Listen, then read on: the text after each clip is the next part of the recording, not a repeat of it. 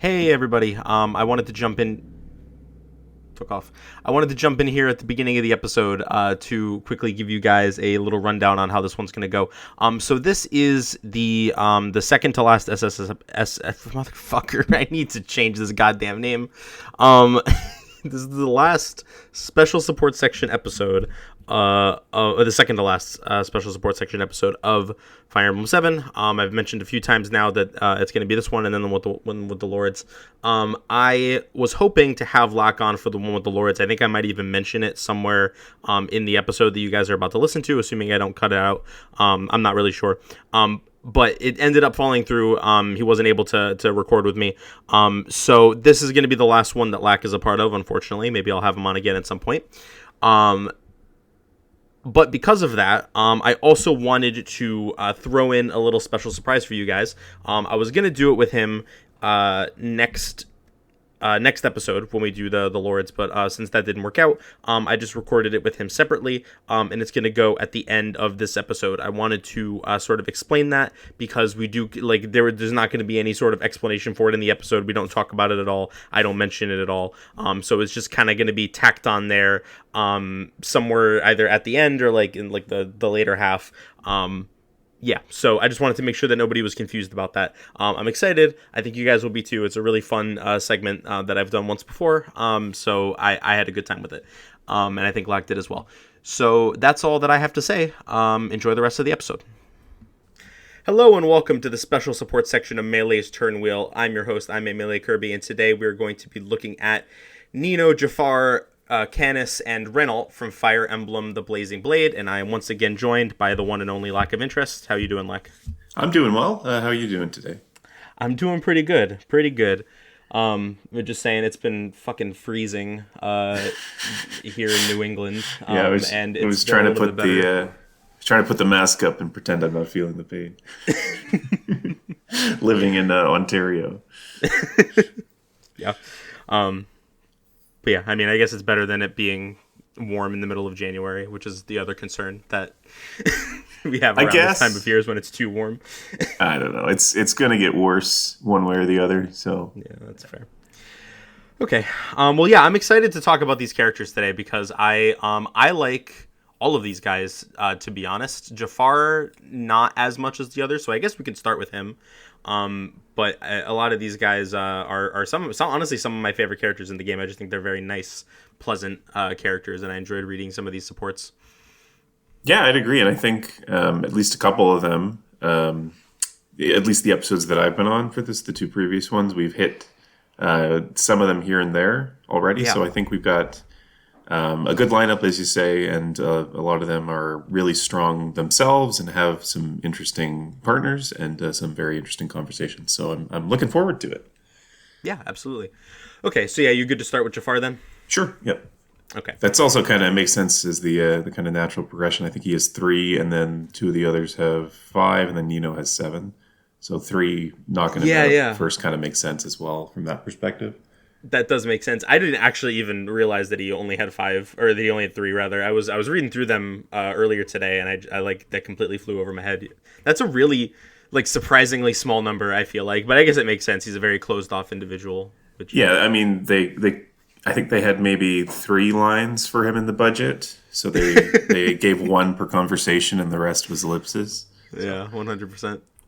Well, actually, so it's funny you say that because we can go ahead and start with the Nino support, I guess, right out of the gate because I want to lay a hot take on you right here at the start. I think it's a hot take at least. I actually don't like the Nino support all that much. I think it's fine. I think it's I don't dislike it. Okay, all right, interesting. So here's the thing that was going through my head when I was reading the support, right? Is that I really like their dynamic in the main story. I think it's actually like one of my favorite parts of the story. And I think that it's so well communicated and much more subtly and effectively communicated their dynamic and their relationship and the development of their relationship over the course of the in-game chapters way better than it is in this support. I feel like he just kind of like says everything that was interesting and subtextual about their relationship in the main game, and that's just not as interesting to me. Yeah, no, I think so too. That's what I felt, way back when. Now as well, I think it's always, it's difficult, and you sometimes do yourself a disservice when you try to partition things off into let's talk about the supports versus, when we have a situation where there's characters who interact over the course of the story. And, with the lords, you run into that a bit. But here, the two characters are so closely interlinked in the main story. Like everything they do is tied into each other. And then when you get to the supports, even their supports with each other, like less so for Nino, right? Partly because she has so many partners compared to Jaffar. But even the supports, they're kind of linked together, even when they're talking to somebody else. Like Jaffar, that's very plainly obvious. Basically, all of his supports deal with Nino, even when she's not there. Yeah. So it is. I think the writers are kind of in a weird position when trying to do something like Nino Jaffar. I'm trying to think off the top of my head of some other kind of examples of pairings like that from other games, but in that the support shouldn't have to be needed for the full kind of arc to come across. But if they make the arc itself too good and too complete feeling, then they're stuck with, well, okay, what the hell do we make their CBA support about, right? Yeah. So yeah, I agree that it's kind of almost like vanilla, like it's maybe a bit too plain, and it doesn't really spark any kind of particular joy or interest unless you are just really into the fluff of the ship of the two of them. Yeah. But in particular, like I've always been kind of about the A support with how they kind of drag out I'm going to do the sitcom situation of saying exactly the wrong thing to give you the wrong impression, and then you won't let me talk, and so on and so forth. So I mean it's cute. They're cute as long as you remember that Jaffar is supposed to be like 16 and not like a 25-year-old man. But as you say, it's kind of like this is not really the kind of shining, epitome of the culmination of their arc that you might want it to be. Or maybe you don't want it to be that, right? Maybe you're content to just ignore the supports like 90% of the players of the GBA, right? That's true. Yeah, I agree. I tell you what the A support. I was laughing when you're talking about the A support because it made me think of that meme that's been floating around recently, of the will you love me forever? No, I'll love you 5 ever. And then it cuts to the person only having heard the no, like killing themselves or something like that. That's basically what that A support reads like. That's like a 2010, 2009 deep cut there. It's like the shit where like the two people are driving and he stops the car and lets her out because he saw that he was about to drive into a brick wall, and then he keeps driving and he heroically saved her. This is so sad. Like if you cry. Yeah. Anyway, yeah, it's not bad by any means. No, it's just, not at all. But it's the obvious kind of C to A progression for the most part. Yeah, that's I completely agree. I will say, despite saying that I wasn't a big fan, I think they could have gone about it better. I do like that it's a change of pace from his other two, and I like that he is able to open up a little bit more to her than the other to support a character, and then anybody else in the main story, basically. But I feel like part of what makes Jaffar interesting as a character to me, or I don't think he's like an amazing character personally, but I think that he one of the things that I do like about him is that he like for the most part they really commit to him being that like emotionally stunted person even after he joins your side. Like he's not very quiet or emotionally intelligent with anybody. It's not something that like turns around the minute that he commits to defecting from the Black Fang. And I feel like with Nino, that element of his character, I think it could have been interesting if they explored like, he has these feelings for her. How does he communicate that? How does he vocalize that and explore that with her without being able to just outright say it because he doesn't know how to properly communicate his feelings. Sure. And they just don't do that. So yeah. I think it's just some missed potential there. Yeah, I do like at least the part of the C support where he mentions that having heard about Sonia having a daughter, he figured she must be like him. And then having seen her, realized obviously that wasn't the case, and that kind of led to them meeting each other. So I do like at least that they throw in something here to hint that it wasn't just that Nino, saved Jaffar's life the first time that we see them Yeah. in game. There was something, leading up to that. But yeah, aside from that, it's what you would expect, I guess. Yeah. Maybe not what you would hope for. Okay, I don't honestly have that much to say about the Matthew support. I think it's a good support, but I think mostly it's interesting for Matthew. I think I would assume you agree. Sure, yeah. I mean, it's interesting at least because it's one of those where they're still actively hostile to each other. Yes. Like, obviously, Jafar's not trying to actively do anything to Matthew or whatever, but up until the very end, like, I would have to actually watch maybe a video of the support for the B support to maybe double check exactly what the intention is, but it almost, if I'm not misinterpreting it or misremembering it, it sounds like that's Matthew attempting to attack Jaffar and he fends Matthew off and then doesn't finish him off. So that is how I interpreted it as well. It's incredibly unique, I think, to get a support where we actively have the characters like actually fighting each other for real. In as much as they can communicate that with, two talking heads. But yeah, I think you're right that Matthew's going through what he's going through and Jaffar's there to bounce stuff off of, right? With his double ellipses. And the ending, I do like that the ending kind of doesn't just throw out the whole energy of the whole support, right? So the last two lines are just them kind of sitting in silence, staring at each other. It's not as if Jaffar says, "Oh yeah, she said Matthew was her last word," and Matthew like breaks down to him, or they reach a kind of mutual understanding beyond just Jaffar acknowledging that he understands to some extent what he's done now at this point, as opposed to the next Jaffar support, the LaqOf one, where towards the end, LaqOf changes his mind about his experience of Jaffar and who he is and what he's been going through to some extent, at least. Yeah. No, I think I agree. That's an interesting it's an interesting contrast.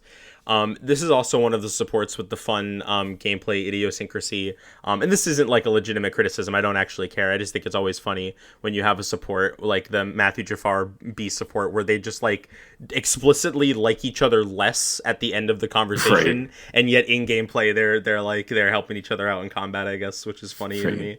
It's like the Silk Fae support. Does that actually have negative support bonuses? The Silk Fae? I don't know. Okay, I feel like that would be funny if it was true. I think there's a support later on in the series where they like have that conversation and it ends badly, and then they actually have negative support points or negative support bonuses. But I could be wrong about that. Gotcha. Yeah, so I mean, it is what it is, and it's kind of what you would expect from this support. Sure. So I do at least give it points for them not making it seem like everybody's all friends at the end, which is, and then when I say that, obviously I mean it in that they've done it in a way where it still feels kind of natural and not like you're reading this and feeling cheated from that being the conclusion, as opposed to, for example, perhaps one of the supports that we'll get to later on that I think we talked about last time involving a book and a wyvern and a couple of repeated conversations. Yeah, absolutely. And as far as the LaqOf support goes, I mean, I don't want to spend too long on this because we talked about it a little bit. I don't want to spend too long on this particular aspect of it because we talked about it in the LaqOf episode. But I do think it bears repeating, like, just how mean LaqOf is to Jaffar, especially in their C support. Right. It's like it's funny, and I think. Talking about again from LaqOf's perspective about how he feels so negatively about himself and him just like projecting that onto Jaffar. And I think for Jaffar's part, I don't know. I mean, like he's obviously not going to just come right out and say it, but you have to imagine that he has like there's like got to be like a lot of internal shit going on for Jaffar right now, and he just kind of like sits there and. Does he have any dialogue in the season? It doesn't look like it, no. No, he says hurricane right at the beginning, and that's literally the only thing he says in the entire C support. So he's just letting LaqOf stand there and like lay into him, and he's just not saying anything, which I don't know. I just think that's interesting to me. Like wondering what the fuck is going on in Jaffar's head as he's hearing all this. Yeah, and it's interesting that not interesting. I keep saying interesting. That's my default word to go to. It's a thing, right? That Jaffar's just sitting there and getting dialogue bounced off him, and all of LaqOf's kind of progression up until at least the end of the B support is like external. Like the reason there's such a difference between the C support and B support is because in between then he's heard all of the stuff that's happened and he's figured it out. And if he didn't come to Jaffar with kind of a different attitude, there would be no reason for them, I think, to ever talk again. Yeah, right? 100%. So Jaffar's he's an extremely, passive participant in the conversation, which is why LaqOf is so caught off guard when he pipes up and starts talking about Nino towards the end of the B. Yeah. Which I will say I really like that moment. I think that this is kind of what I was talking about with Jaffar, figuring out how best to process and communicate these feelings. After having absolutely nothing to say to LaqOf for their entire C support and then most of their B support, basically out of nowhere. I mean, I know they're talking about Nino, but basically apropos of nothing, just saying like, hey, if I die, I want you to take care of Nino. It's just like a bizarre left field thing to just drop on him, which I think is a cool representation of like Jaffar like not really knowing how else to broach that topic, just being very direct and to the point. Yeah, so I mean that's not a very. It doesn't feel like there's a lot of meat on the bones of these supports, but part of that is just because of the nature of the character that he is. Yeah. And because so much of him is, not so much of him, but so much of what we see from him is built up through the story itself and the actions that he takes, and the kind of gradual progression there, as opposed to, the glacial kind of pace of basically all three of his support conversations, right? With any other character, it almost feels like, well, now I'm kind of skimming back over the Nino one, and I'm not so confident about saying this anymore, but it almost feels like for a more talkative character, all three Matthew conversations and all three LaqOf conversations could have been one. So in that sense, it is kind of cool to see the kind of slower tempo. Again, if you are not someone who's playing this game and hoping that Jaffar's three supports that you get to see are going to kind of revolutionize him and his character. Yeah, I agree with that, and I think Jaffar was always one of those characters that I thought was kind of boring. But I think like reading these supports with a more open mind, and appreciating like that he is just like a well-written character in the story, and like that is enough to carry like intrigue for me for these supports, without like necessarily needing to like you said, revolutionize the character in any substantial way. I've come around. I still don't think he's like amazing or anything, but I do think Jaffar is like a pretty cool character in my opinion. Sure, and then in the mobile game, they stick him in a reindeer Santa outfit, which is fun. That's basic though. Love that for him. Has he gotten any? Sorry, I'm just pulling up his page. Yeah, he hasn't gotten anything since 2019. Boy, time flies, huh? That's crazy. Alrighty, so that's Jaffar pretty much squared away. Unless there's anything else you want to say about him. No, I'm honestly surprised that I managed to talk about him, or we managed to talk about him for 15 minutes. Gotcha. Okie doke. Okay. Who do you want to hit next? Let's do Canas. I have him up already. I use Canas and Canas interchangeably. I don't. Yeah, I just say whatever comes to me in the moment. Okay, yeah. So I mean, I really like Canas, but I think that he's. I mean, we've hit a lot of his supports already. I think the one that we haven't, which is Nino, I don't think adds that much to his character. For me personally, at least. We hadn't talked about the Renault yet either. I think we only mentioned as well. Like again, I know you probably talked about Bartra yourself in one of the other episodes, but the only time I think I spoke about Bartra Canas was when we were talking about the Vida support and how I felt like Canas Vida is like a worse version of Canas Bartra in that they're it's a meathead and Canas, and over the course of the support for Bartra, which I guess now I'm forcing you to start with. Like it's an extreme comic relief support, right? Yeah, for sure. But it's also a good comic relief support because it's very funny. As long as I guess you don't care about the integrity of Bartra's character. Yeah, I want to talk a little bit about that.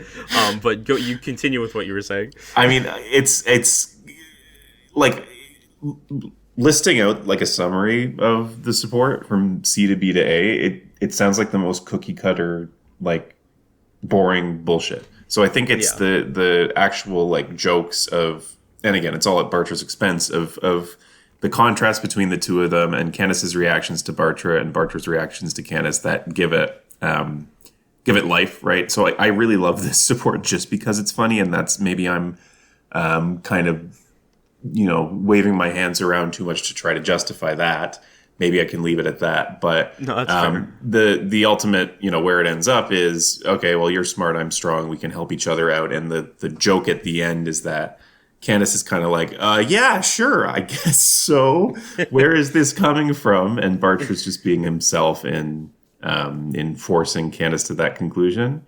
And of course, adding in another joke about being punched. So, I mean, the joke's about, I'm going to punch that rock over there until my head feels better. I like you, Magic Man. I hope you learn everything and stuff. And then the book one is so funny to me just because it's Canas who's saying it instead of Bartra for once. You can lend me a book. Yeah, maybe a skinny one. And Canas goes, are you going to eat it? It just kills me every time. So, I mean, that's like, if you want to support with the contrasting the nerd and the jock talking and eventually getting some kind of understanding, I think you could do a lot worse without treading too far into the serious. And again, I'll give you a chance to pop in here. But again, the reason I started with this and jumped into this was last time we talked about Vida and the Canas Vida support and how that's like, it seems like it's leading to the same conclusion, but then it just takes a swerve and just does not get there at all. With Vida just doing essentially the exact same thing in the A as she did in the B with bullying him. So that's kind of my attempt at spending a couple minutes justifying why I like the support because it's funny. I don't know if you feel, as a big Bartra fan, that this is an injustice. I don't know what you think. Well, so a couple things. First of all, I just like briefly, because it's gonna come up again in the Renault supports, because Renault also has a support with Bartre, and just like, why the fuck did they write him like this? I don't get, like, I'm not a huge Bartre fan. I don't care. It doesn't bother me personally. If anything, I actually might like him more in this. But it's like, what, like, they took a look at FE6 Bartre. I don't know that they did, is the thing. I mean, I'm wondering that too, to be honest. Like, he's just like completely different for no reason. Like, he in FE6 he's like kind of meatheaded but like mostly normal, and in this he's like a fucking caveman. Like 20 years, man. I mean, oh man, it's a lot of mature. I guess Carla brought like made him a real person. Right. She sucked the dumb out of him. But anyway. I mean, I guess this is Canis's episode. So yeah.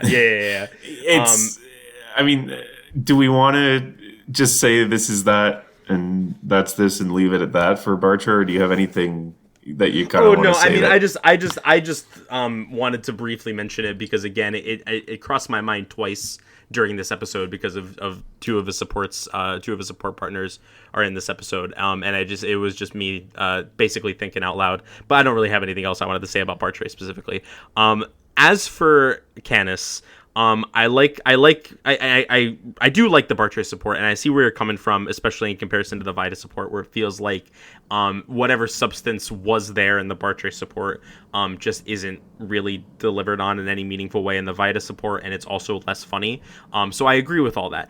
I will briefly play devil's advocate for the Vida support and say that I think in comparison to the Bartre support, in the Vida support, Canas comes out comparatively less.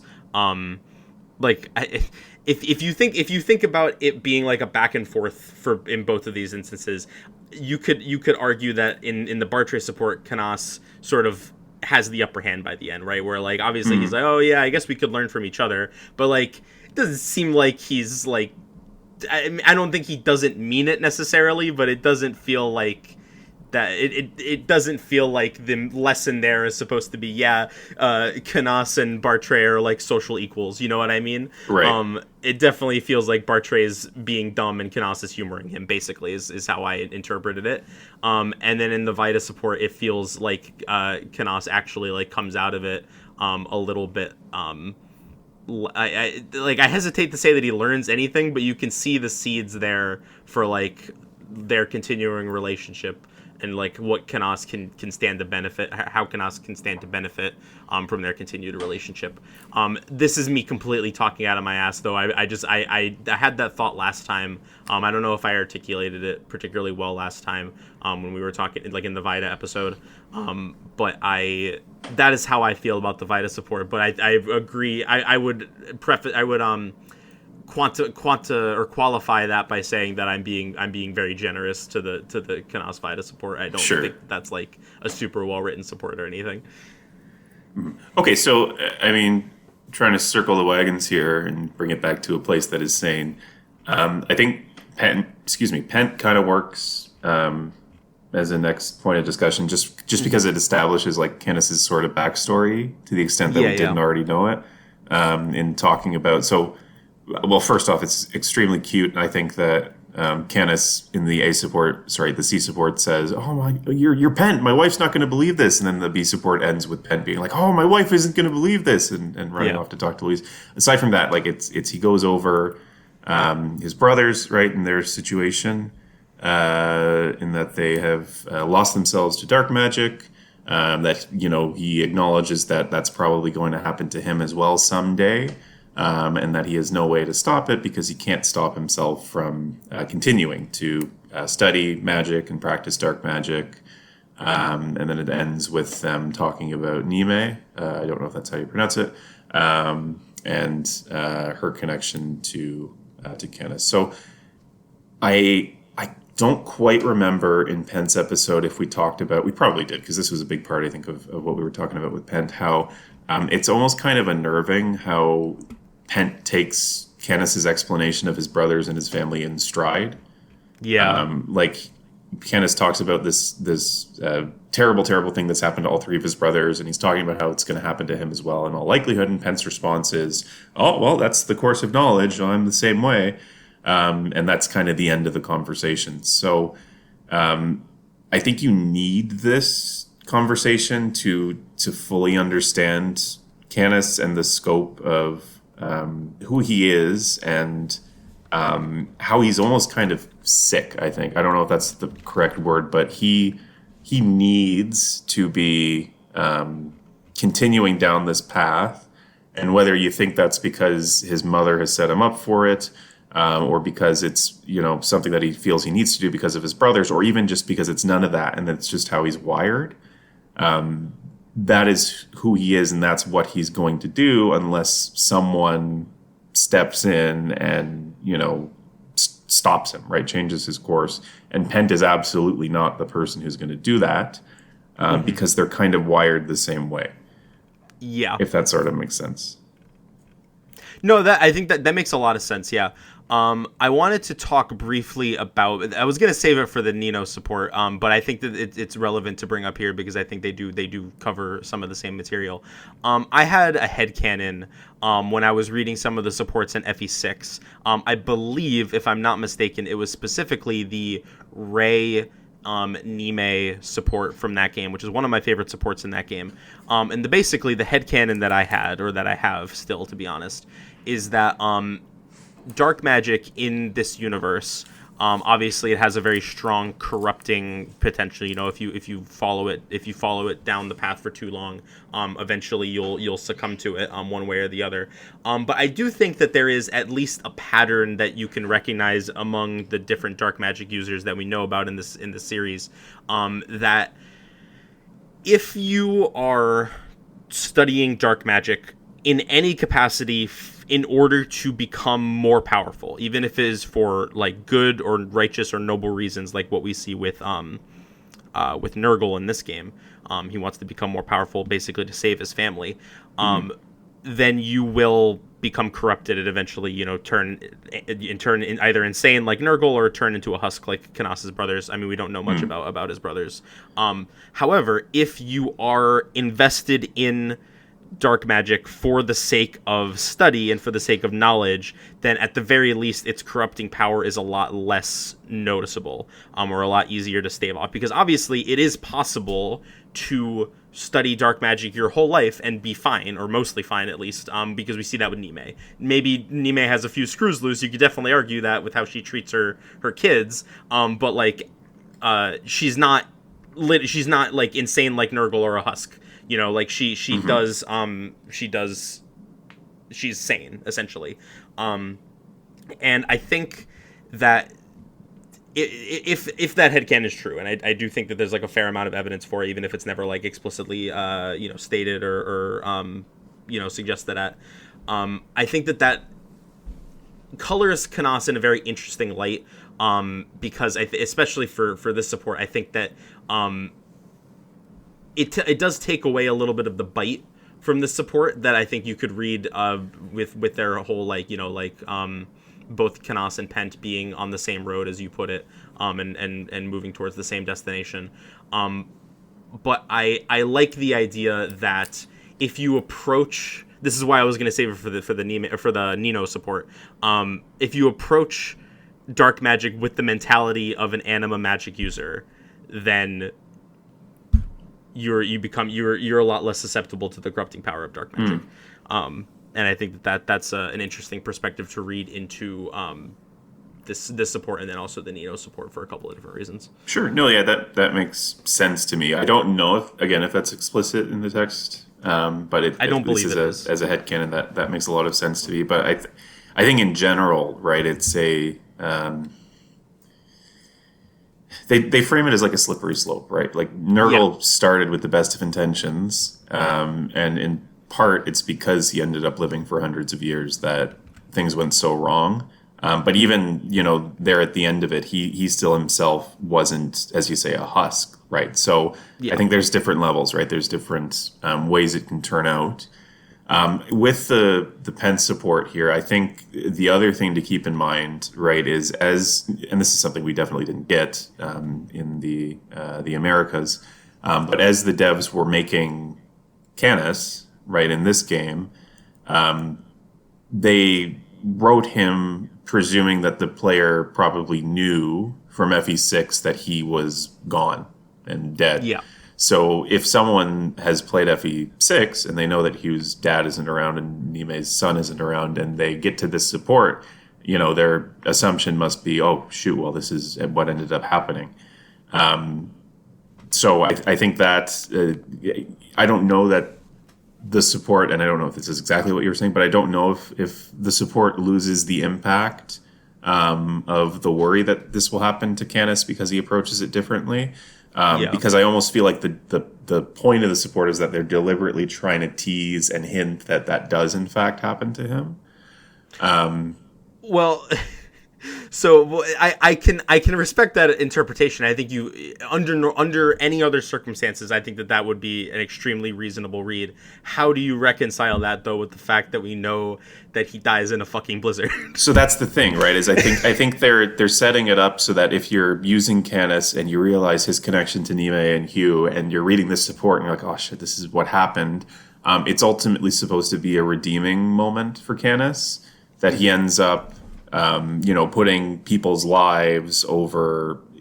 Maybe this is reaching too far, right? But he puts himself at risk and ultimately dies himself for a noble cause that is almost entirely unrelated to his scholarship and his study of magic and all of that. So even though it's still stupid that a blizzard swoops in at the last second and he ends up dying there and it's unconnected to anything he's done, if I'm using this interpretation of they're trying to trick you into thinking this does happen, the person who's playing FE7 for the first time doesn't know yet that the accursed blizzard is coming when they're using Canas and reading the support. And then when the credits roll by, in addition to the jump scare of Uther being dead, if you're playing Eliwood mode, because they never mentioned that in the story, only in the credits, the blizzard swoops in and it says, oh, Canas and his wife died trying to stop a blizzard. And the player is like, thank God.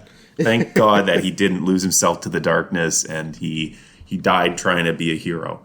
So, Sure. that's Okay. that's how I would justify it. And maybe this is a segue into the Nino support that you wanted to talk about, where like my read on Canas is all of his conversations, and we'll get to Renault, but all of his conversations are based on him trying to gain or share knowledge with people. So the Pent one is like an equal exchange back and forth, right? And that's what sets up, what happened to his family and why he's on this path. The Bartra and Vida supports are him trying to do his thing, and he gets totally stonewalled. And Vida, he keeps trying up until the end, right? If I remember correctly, he's tempting her with a specific book that he thinks will be interesting to her, and she just totally bops him on it. The Bartra one, coming back to it, right? I always do. Part of the reason I like it is because he's thrown so thoroughly off balance that it's the only support where, I shouldn't say that, the Nino one's kind of the same, but it's one of the only supports where towards the end he's not even talking about research so much anymore. Like he's started to talk to Bartra on equal terms without any kind of theoretical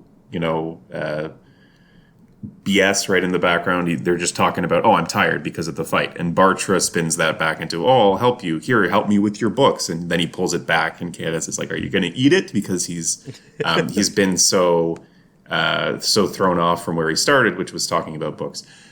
So the Nino one then, and maybe this is, pulling out the obvious conclusion and, retroactively trying to map it onto what I just talked about. The Nino one is him talking about the research stuff and, nonchalantly talking about the terrible thing he's done to his son and trying to turn him onto dark magic at the age of like 1.5. And Nino swoops in and says, what the hell are you talking about? Right? She's the anti-Pent. She comes in and says, you don't do this. That's terrible. Family, et cetera, et cetera. And that pulls Canas out of it. And then the A support is almost not entirely unrelated, but it's unrelated at least to Canas talking about magic, which is where it started, right? Talking about Roland and the books and the magic. And then suddenly he's talking about family, Nino's family, his family.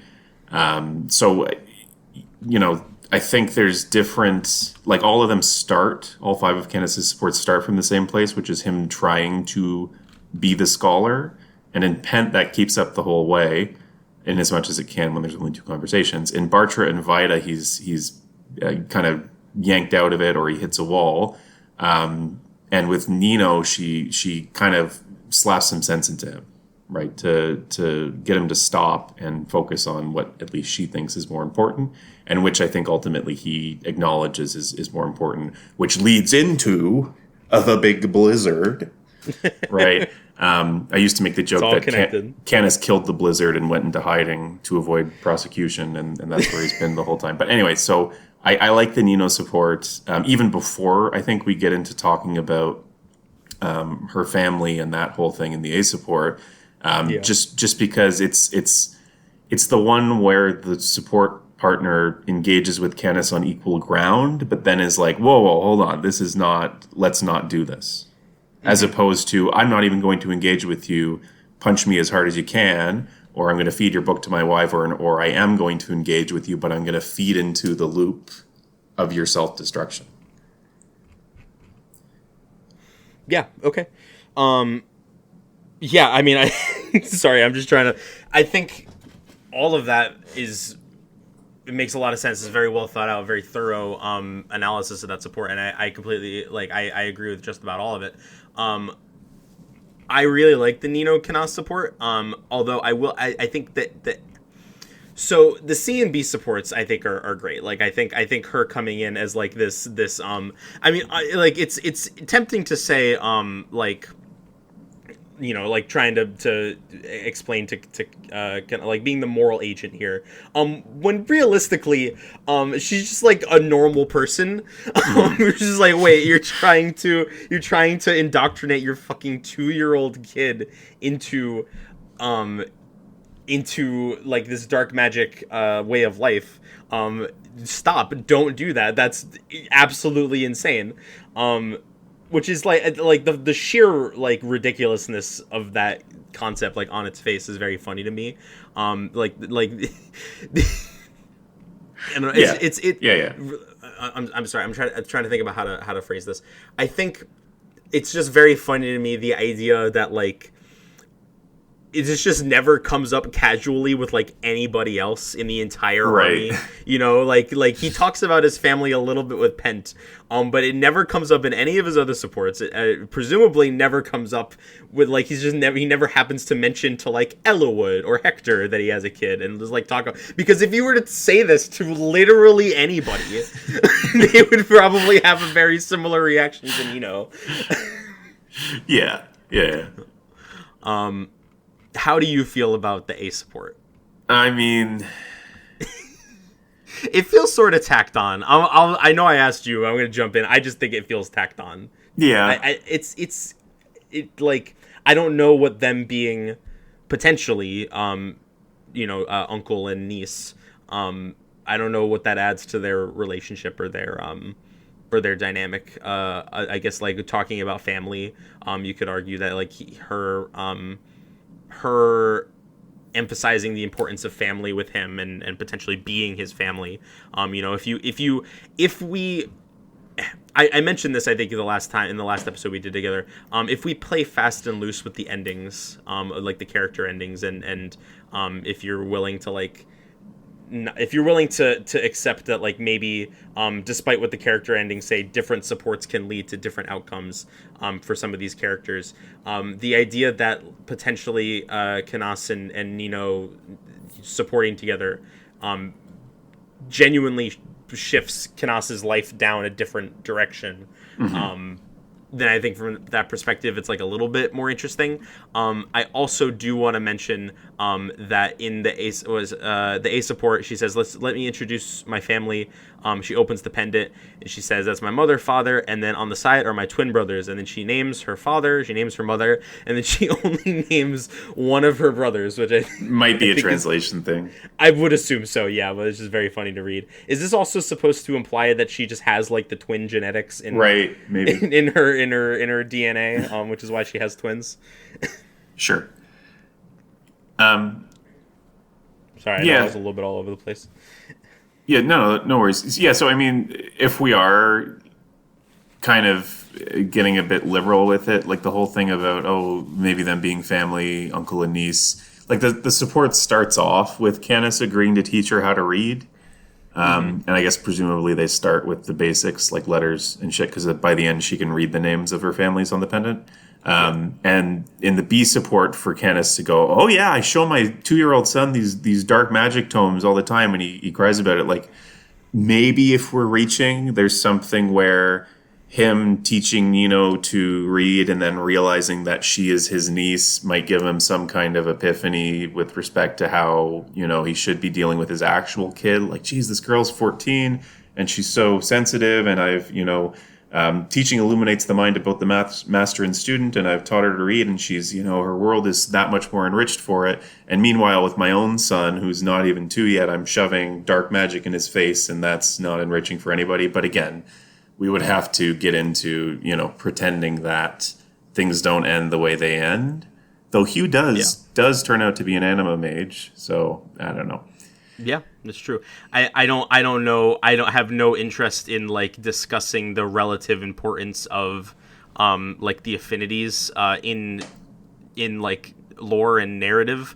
But I think I it's been brought up not just by me, but I think I've seen it in discussions of this game a couple times that Canas has an anima affinity, and Nime even has an anima affinity, which I think you could definitely do some interpretation there. Sure. What's Hugh's? Now that I think about Hugh's, I think is either anima or wind, maybe. I'll double check. Not that it really means it's anything. Wind, yeah. Yeah, there you go. Okay. I do really like Canas's description of anima magic. I just, like, in general, the lore of magic in Alib is like so cool and interesting to me. Yeah, I mean, he's a cool character for sure. Yeah, especially compared to the standard fare dark mage that you get. right? Like Null, or I haven't, to this date, I still haven't played through the Arcanea games to completion, but I understand there's a Dark Mage in there who's also kind of not necessarily doom and gloom, but kind of towards that. He actually looks a lot like Canas. Is it Etzel, if I'm trying to remember? Etzel, yeah. Etzel. Versus he has a monocle and everything. Yeah, versus like, I don't know, Ray, where he's very kind of hot blooded, or even like Odin, if we go that far. But like he's just kind of blood. He's a nice dude. He's very absorbed, and he's kind of he's short-sighted and stupid, and that what he's focused on is not what is best, I think, for his situation. So it's interesting just to get a Dark Mage who's like pleasant to begin with. I this is kind of deviating away from his supports, but like his introduction, when you recruit, his recruitment conversation is just so iconic, where he's like, I study elder magic. Some call it dark magic, but I think that's a pretty biased term personally. This is so good. Do you want to? We didn't even talk about the Renault support. I didn't. No, we've just been talking about Canas for like 20 minutes. We haven't even talked about Renault yet. Do you want to talk about the Canas Renault support, or do you want to save it for when we talk about Renault? Do you want to jump to Nino now, or? Let me just quickly skim it just to make sure. I don't remember it standing out for me in terms of Canas. It's him asking about the morphs and how Renault knows, and eventually Renault gives him some of the truth. Yes, I do absolutely want to talk about this. Sure. One thing though, I wanted to circle back real quick to the Vita support, just because there was one thing that I forgot to mention when I was talking about the reason that I was saying that I think he comes off a little bit less socially dominant in the Vita support. I mean, obviously Vita is like less stupid than Bartre, that's part of it. But then also there's like this fantastic moment in the Beast support where I think we talked about how you weren't sure if this was meant to be a joke or not. I interpreted it as completely serious, where he's just like standing next to a wyvern, being like, man, I've read about these things called wyverns. They seem really cool. Wish I could see one day. I was assuming that was 100% played straight, and that he just literally does not know what a wyvern is, despite being right next to one, which I think is a pretty on the nose. Yeah, that's pretty good. And looking at the rest of his supports as well, I think it's unlikely that he's poking fun at her, because he pretty much never does that with anybody else. Yeah. Sorry, I just sorry for the deviation, but yes. So the Renault support. I am a sucker. This is like one of my favorite tropes in like all stories. Is it doesn't matter how like not at all fleshed out or how bare bones this trope is done, but I just love discussing and philosophizing about what it means to have a soul, what it means to like have sentience and human emotion, despite not actually being human. And so the Canas talking about this shit is just like feeding directly. It's like a feeding tube directly into my brain. Of all this cool shit that I like. Especially, I've talked about this in a couple of the main episodes about how morphs are treated. I mean, obviously there's Kishuna, the one that actually has explicitly that has emotions. And I talked a little bit about how I think that it's a very interesting implication of like what it means to be created by another human being, and what does that make Nurgle, who created him. But then also some of the other morphs, just like you could chalk this up to bad writing if you want to, which it honestly wouldn't even like be that weird, I don't think. But like some of the other morphs just do also have emotions. Like, I think it's all three of the main ones, and then Denning, of course. But yeah, Ephidel in his final moments being burned by the dragon and crying out for Nurgle and being totally ignored. Sonya mistakenly believing that she's human and realizing that she's not in her final moments, and Linstella's death line being, as brief as it is, I think has a lot of kind of not meat necessarily, but it has a lot of juice there, right? Stuff that you can squeeze out and maybe you get something. Yeah. So I don't know how much it really says about Canas as a character. I mean, again, other than just like I think he's a very fun, like the fact that he enjoys like thinking and philosophizing about this stuff. With just for the sake of it, just for the sake of learning and having more knowledge. I just think that's like a really cool aspect of his character, and I like this particular subject of thought, and wanted to talk a little bit about it. But otherwise, I don't have much to say about this.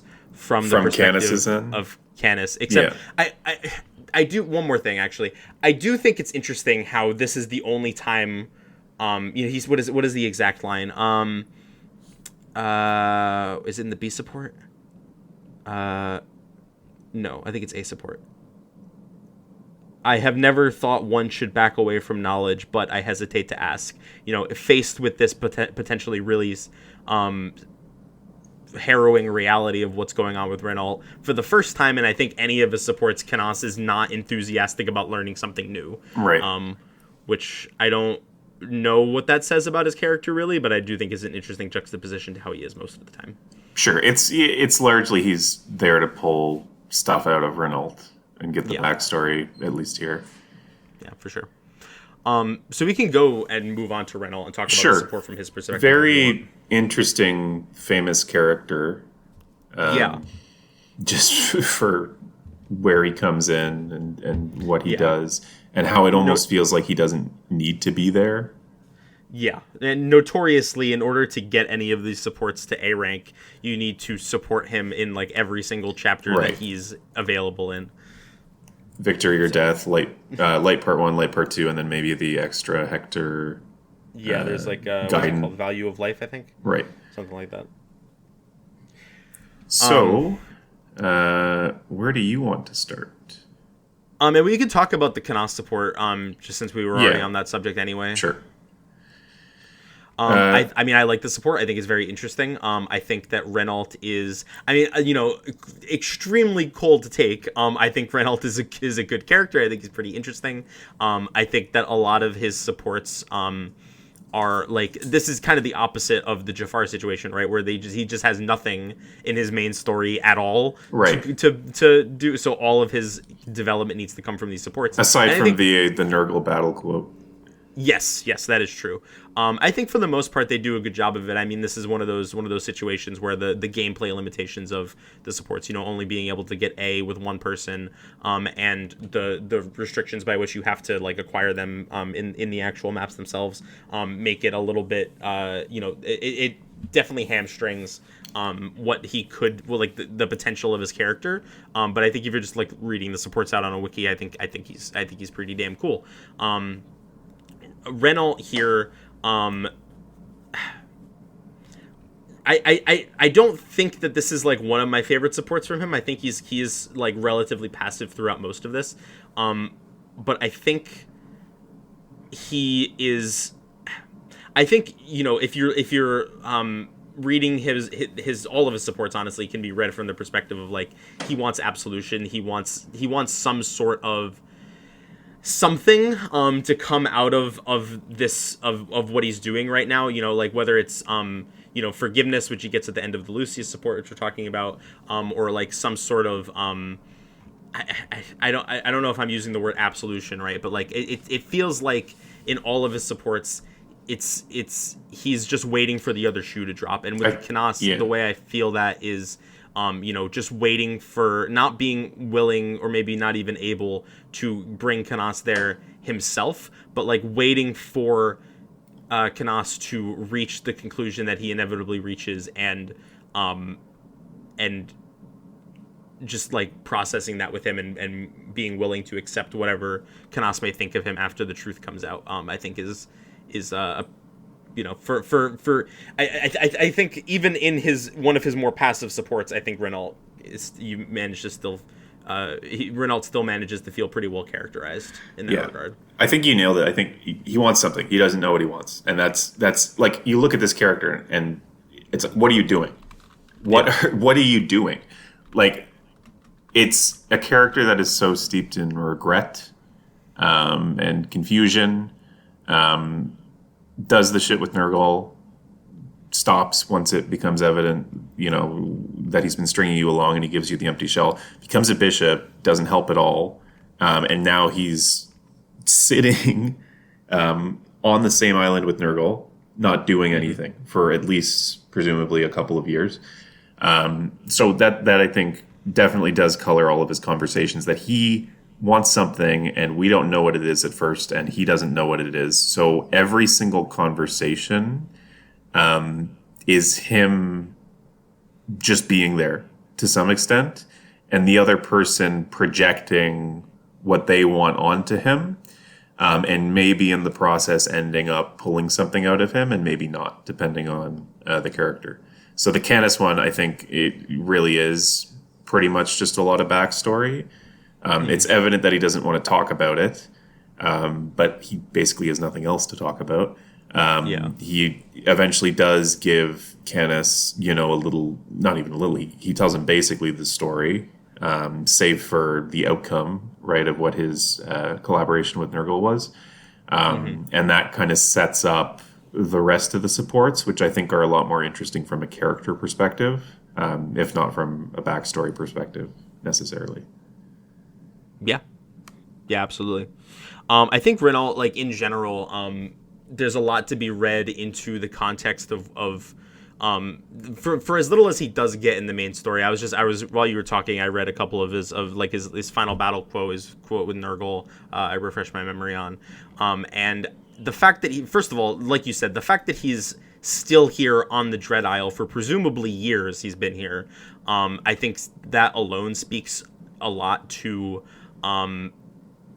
It speaks a lot to who he is, and I also think his final battle quote, if you bring him to the final chapter, is "It is for this moment that I have lived," which I think in general you can read Renault as like we don't know exactly how long, but presumably, I don't know, how old do you think Wallace is, because he knew Wallace when Wallace was 10. So if we say Wallace says it was 30 years ago, doesn't he? 30 years ago. Okay, so probably about 15-ish years we can like estimate, somewhere maybe 10, maybe 20. Well, that's somewhere the in thing. That range. That's the thing. So the timeline is a bit confused because of the various things he gives us.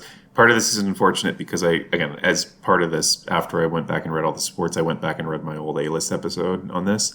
And there was a very helpful kind of, not essay, right, but it was a post that was written up by a user on the subreddit, the Fire Emblem subreddit, about the timeline, trying to reconcile the differences. And it made a lot of sense, I think, in tying everything together, in one cohesive package and making it so that nothing really contradicted. And the unfortunate thing is that user was FE+, who deleted their account and all of their posts a while back. So the post is no longer readable, and I can't quite remember exactly what it said. So all I have are the comments from me saying, "Oh, this is so helpful. Go ahead and read it," and linking to it, and that's that. I think, and again, without wanting to get too far ahead of myself and diving into all the other supports, I think the timeline that makes the most sense is in the Canas support, Canas mentions that Nurgle has been making morphs for hundreds of years. And Renault doesn't really rebuff him on that. And he confirms at the end that it was when he first created his morphs that Renault was there helping him. 40 years ago, he was in Kalen as, I would have to double check, an instructor or just a merc, one of those. And then, X years ago, whether it was 10 or 15 or whatever, he killed Lucius's father. And then at some point, he had the falling out with Nurgle and so on and so forth. So I think at least part of what was proposed in that timeline that I can't fully remember anymore is that he has been helping out Nurgle for hundreds of years. He was made immortal, or at least something close to it, or he was, rejuvenated with quintessence as part of Nurgle's experiments on him, that he mentions becoming, I think, a guinea pig for at some point in the supports. As part of his work with Nurgle, he was responsible for gathering quintessence for the morph experiments. And that may have been what led him to Kalen, acting as an instructor, seeking out, strong people to kill and take the quintessence from. And at least with, Lucius's father, it's probable that when he killed Lucius's father, he was already working for Nurgle at that point, because Lucius notes that his father was like a famous mercenary or warrior or whatever. So it was presumably for his quintessence that he was killed. So if, assuming that there's no translation issues with none of this, or that Renault isn't making up any of this, it sounds like it may have been the case that he's been working for Nurgle for hundreds of years. Nurgle's been stringing him along with promises of, reviving his friend. Maybe the Caitlyn stuff ties into that. As part of the mission, or maybe it was just something he was doing, in the interim. He kills Lucius's father, presumably as part of the experiments, and finally Nurgle produces the morph of his friend. It's an empty shell. he ends up leaving, becoming a bishop. That doesn't get him anywhere, and he ends up back on the Dread Isle, assuming that he's not just faking the bishop thing entirely, right? So I don't know if any of that is contradictory, or like it doesn't really make too much sense that he would be working for Nurgle for hundreds of years with no results. But then again, we don't really know, what he was thinking and how, what his personality was to some extent throughout all this. I think if that interpretation is true, I kind of hope that it is, right? That he actually was working for Nurgle at the time he worked in Kalen, because it makes the Wallace support, I think, a lot more interesting if almost everything that Wallace is saying about Renault the Impervious is stuff that Wallace himself was imagining or projecting onto him. And again, I'm kind of bouncing around here, but if I am talking about the Wallace support, it then becomes almost like a cyclical thing where Wallace as a kid looked at this strong dude and, I thought either, correctly or, imagined that he was this, paragon of, honor and masculinity and power, and grew up to be who Wallace is, which is, someone who is very, I don't want to say pure of heart because that makes him sound like a princess, but that is what he is, right? And now Renault, having lost everything and lost himself and not even knowing, what he's looking for anymore, can look at Wallace as somebody who's, it's a contrast between Renault not having anything and Wallace still thinking about this man from 30 years ago who maybe wasn't what he thought he was. And regardless of that, he's ended up in a place where he's a good person and he has what he wants. Whether, again, I don't know if that's reading too much into it or if I've kind of thrown us in a direction here that doesn't really match up with your interpretation of any of this. No, absolutely not. I mean, I think your explanation of the timeline makes a lot of sense. I will be honest, it completely flew over my head that there was an issue because I did notice like, obviously he was working with Kalen and then he killed Lucius's dad, and like those things would have to be like, like at least a decade apart, probably. But it just the fact that it says like, oh, Nurgle's been making morphs for hundreds of years, and then Renault specifically says at the beginning or when he was first making morphs, that did not even occur to me. So that is real. That is real. I'm really happy that you brought that up because I do think that paints the Wallace support in a much more interesting light and says more about it than I would have been able to muster, I think, previously.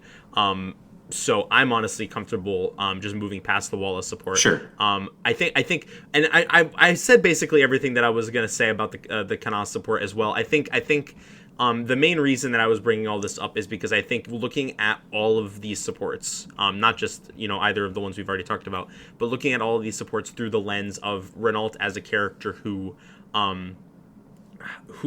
has, especially now with this new interpretation, has dedicated like his entire life, like obviously he must have had a life before meeting Nurgle, if he had friends that he cared about, but he seemingly has just like he's dedicated so much of his life to Nurgle and then later to defeating Nurgle that I think looking at all of these supports through the lens of somebody who's like this is now what they have become, like any previous hint of who they were is now gone and replaced with this sole drive, this sole purpose of revolving his life around Nurgle in one way or the other, seemingly wanting to defeat him, which is probably why he was on the Dread Isle, just hoping that he would have an opportunity to do so.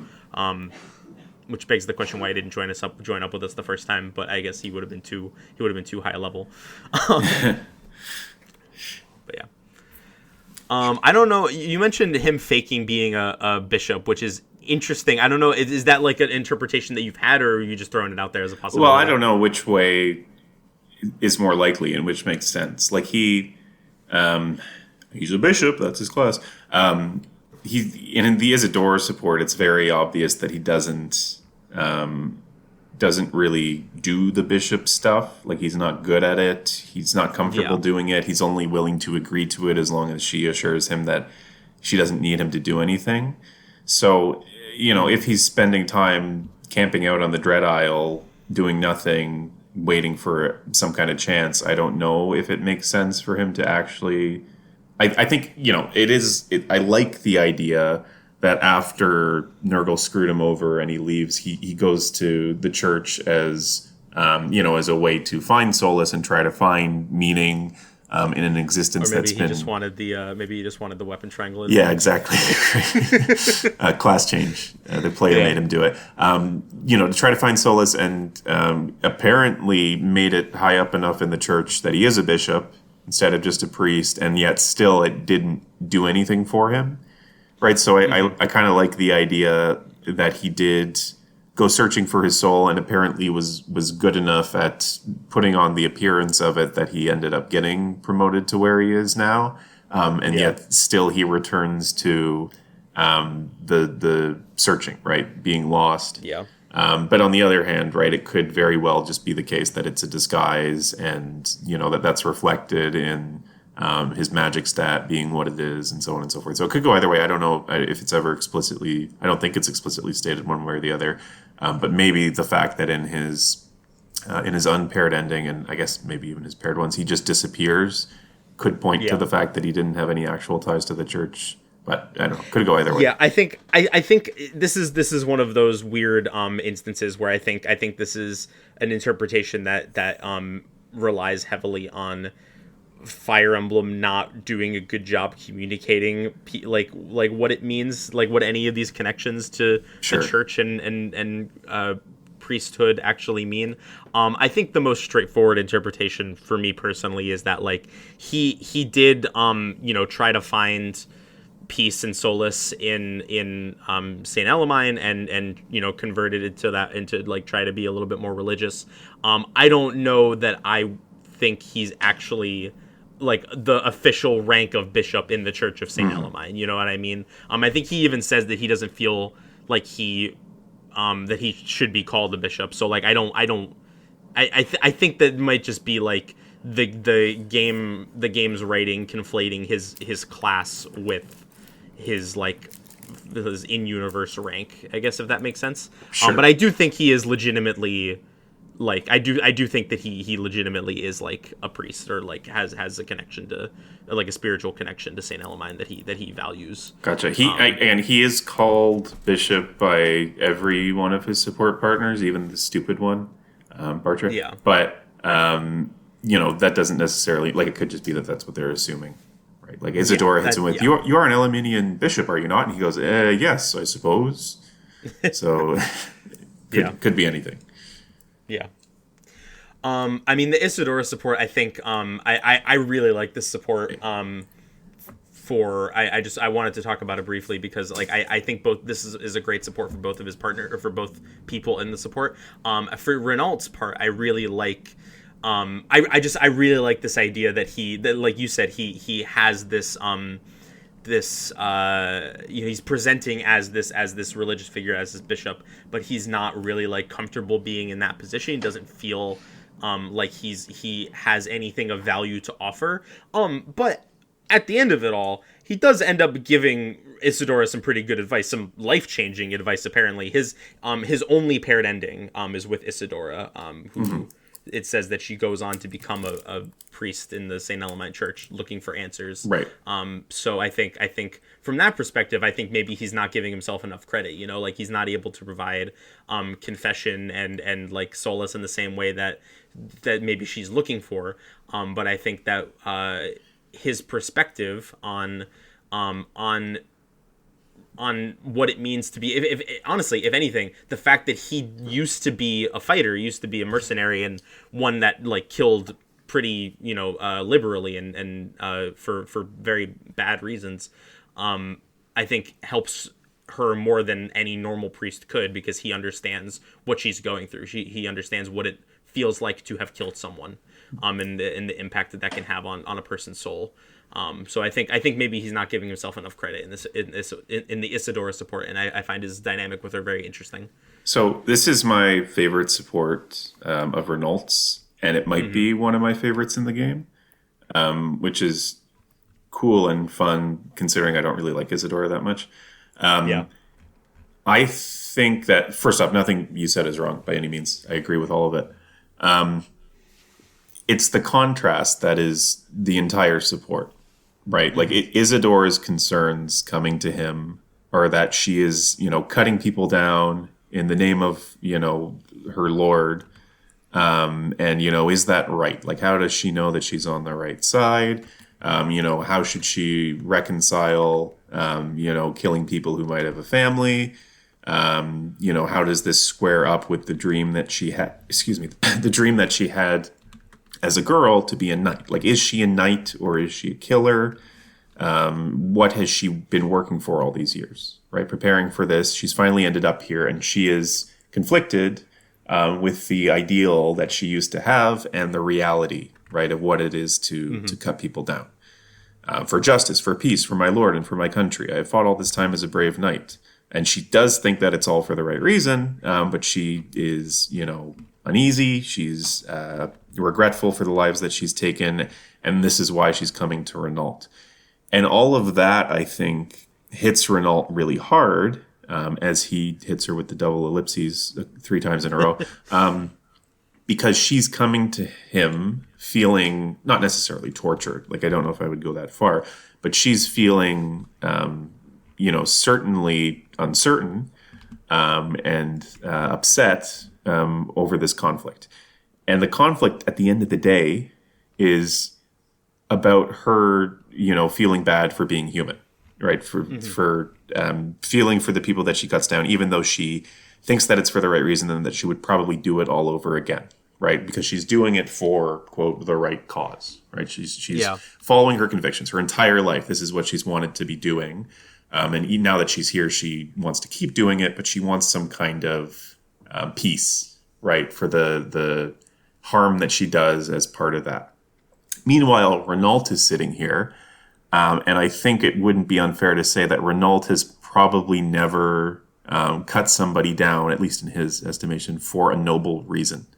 I don't think that Renault feels that any of the killing that he did at this point was justified, whether it was when he was a mercenary before meeting Nurgle, or the stuff he did, for Nurgle, right, in killing people, presumably harvesting their quintessence and so on and so forth. So Isadora is coming to him, and she, not that her concerns are invalid by any means, but she's, hitting him with this speech about how bad she feels over something that, compared to what he has done, is like, pennies, right? Yeah. She's knocked over a pebble and he's kicking over a tower, right, of stone, of people that he's killed over, presumably hundreds of years, for no good reason. And the end result of all of that was he gets a lifeless puppet of his dead friend, and Nurgle gets, that much more powerful and knowledgeable about how to continue the cycle of hurting people.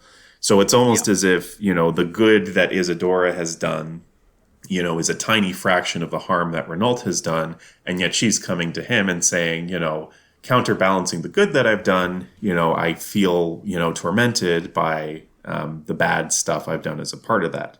So that's why, I think, at least at the start of the B support, he's content to try to play along. Like, okay, go ahead, confess, and we'll see it.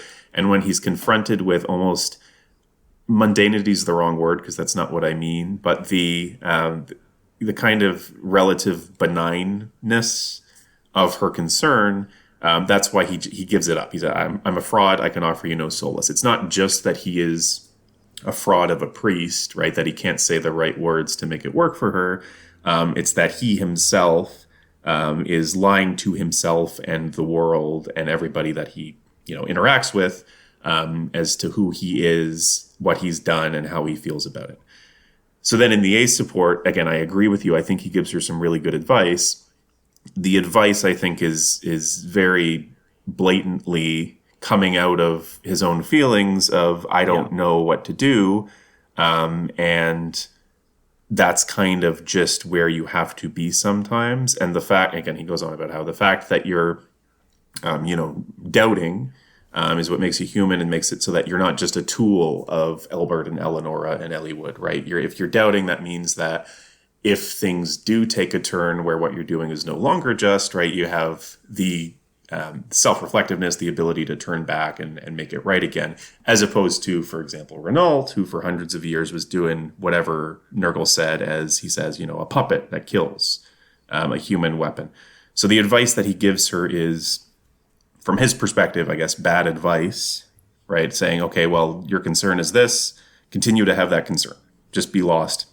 And I think for Renault, that would be very good advice to receive, because that's what he's doing, right? After hundreds of years, he's finally gained this ability to regret and to doubt, and to some extent empathize. I think the paired ending, quote paired ending, is very good, even though it's far from happy. I think, depending on what position one takes on Isadora and her character and what she deserves, it's undoubtedly a tragic ending, because she continues to doubt. And the advice that he ends up giving her, even though it's good advice, I think she almost takes in the wrong way, in that it eventually causes her doubts to expand to the point that they eclipse her original dream and purpose and role, where she ends up quitting. Let me actually just double check the ending. She ends up quitting does she stay with Ferry? Yeah, Ferry is a member of the Imperial Guard, so she ends up quitting and joining the clergy to continue to search for answers. And that's a really sad ending for her, right? To have lost her entire, I don't want to say character, because that's, reductive and demeaning to her, but, the thing she's dreamed of, at least since she was a kid, to have these questions. Not that it's a bad thing necessarily for her to join the church, but I almost wonder if Renault's words had like a snowball effect on her, where it caused her to continue doubting herself and, eventually got her to, take that final step of saying, this is no longer what I'm comfortable doing. So it's bad advice, undoubtedly, from a priest. And I think it's not objectively by any means, but I think from my perspective, at least, it was bad advice for him to give her, because it was advice that he would give himself, but not necessarily to somebody whose sins are not piled quite so high. Or maybe it's just that she took it in a way that, he never intended her to, or maybe she did take it in a way he intended it. But I think the result is undoubtedly tragic, and I like the ending, and I like the support. I think the incongruity, the imbalance between Renault's history and situation and philosophy, or lack thereof, and Isadora's situation causes a result that is really, really sad for her, and I guess for both of them, if not for the fact that all of Renault's endings are kind of sad. If that sort of makes sense. So I do really, really like the entire, basically everything that Renault says in the Ace support about letting yourself be lost. I think that's rather profound for this game and its writing in particular. But I think this is definitely one of the supports that has stuck with me. And again, in part, that's because the ending is not happy by any means, but it's also not the kind of unhappy that is those kind of paired endings where it's like, oh, they were unable to be together because of this and that, because I don't think this is even close to being romantic. And it irritates me sometimes. Every so often you'll see someone who kind of mentions it almost as if it is. It's an extremely sad ending. I think it's a very good ending and very good support, but it depends, how deeply you want to read into whether Isadora is doing the right thing. If Renault put her, back on the right path, or if he sent her careening off it, kind of thing. Yeah, I mean, I think that is a great summary of this entire dynamic, and I definitely agree that it depends on how you want to read is where Isadora goes after the support. I think, I mean, obviously there would be no opportunity for this, but I would love to see more of her internal process of like how she got to this point, because it could be that she internalized this too much, took the wrong lesson away from this, and decided that even though ultimately she was doing what she felt like she needed to do, and she doesn't have like as much blame as maybe she's giving herself, and she didn't have to leave the Fairy Knights. But on the other hand, it's also entirely possible that this was the conversation that made her feel like this isn't something that she wants to do anymore, you know, like, and that doesn't have to be a bad thing, you know, like you were saying. Like I think I think it's easier to interpret this as a negative because in all of her other supports, especially the ones where she marries Harkin, she like it's the status quo is maintained and she's not, like, she seems fine. But I think if you look at this as like her meeting somebody who challenges her to lean into that empathy, well, not that it's impossible to be a soldier and be empathetic, obviously, but it's like maybe by embracing her empathy and her doubt and her humanity, maybe that was enough for her to be like, actually, this isn't a path that I want to go down anymore. Right. Maybe she can do more good elsewhere. Yeah. Right. Yeah. And I mean, you contrast with this is maybe getting a bit too off the rails talking about Isadora, but you contrast the Isadora and LaqOf support, for example, right, where they separate and she remains a knight and they meet 10 years later on the battlefield as enemies.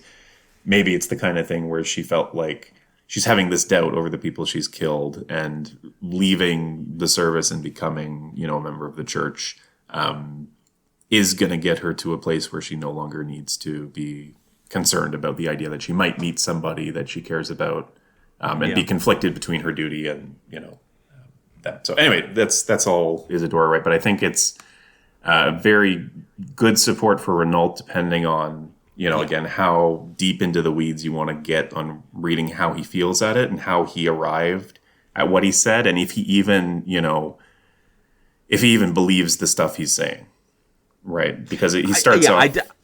I definitely think he does. I was just gonna say, like, I think you were absolutely right in that. I think it's very pretty on the nose. Like this is advice that he needed to hear while he was working for Nurgle. Mm-hmm. You know, like this is if he had allowed himself to maintain more humanity, if he had allowed himself, we don't know what his internal thought process was. Maybe he was feeling doubt, but he pushed it down. You know, but I think you're completely correct that this is what he wishes that he had been told when he was at his lowest point. Mm-hmm. So I think from that perspective, I think you can still be correct that maybe wasn't the best advice for Isadora, but I think that I think that's one of the more straightforward interpretations of an otherwise pretty ambiguous support. Right up. Okie doke. Anything else for the Isadora stuff you wanted to mention? No. And I don't have much to say about the Bartray support. Other than I think it's very funny. This is more of a Bartray comment. I think I even brought this up in my Bartray support, but like, or in my Bartray episode. But I think it's very funny that despite how fucking stupid Bartray is, like he immediately just like clocks Renault as as someone who knows his way around a battlefield, which is just like weirdly insightful for him. Yeah, and again, it's if you want to read into it, it's the contrast again between Renault, who's tormented by his thoughts and his feelings and his actions, and Bartra, who's never, again, according to the FE7 rating, has never even given any of that a thought. Why do you seek strength? What? Oh, my head. What are you talking about? Just punch me already. So it's very funny to recruit Renault and then give him this conversation where it's just Bartra being a moron at him for 3 conversations. Yeah. I don't have a lot to say about it, though, from Renault's perspective. Yeah, for sure. Okay, so that leaves the Lucius. Lucius. This is a great one. I might agree that Isadora is his best support, but I think if there's another contender, I think it's this one. No, I think this is the best support because he gets his cool dagger back. Hell yeah. Go ahead. Say what you want about this.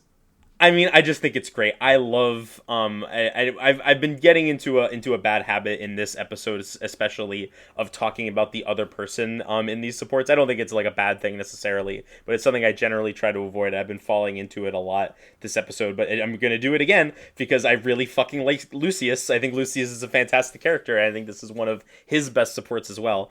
And I think this is the only support. I mean, just like on a surface level, one of the things I like about it so much is that this is the only support where explicitly someone knows what's happening, understands like what the deal is with him, and explicitly forgives him for it. I mean, obviously, Lucius's forgiveness for the death of his father is not, that is not the same thing as Renault being forgiven for everything else that he's done, all the presumably hundreds, if not thousands, of people that he's killed.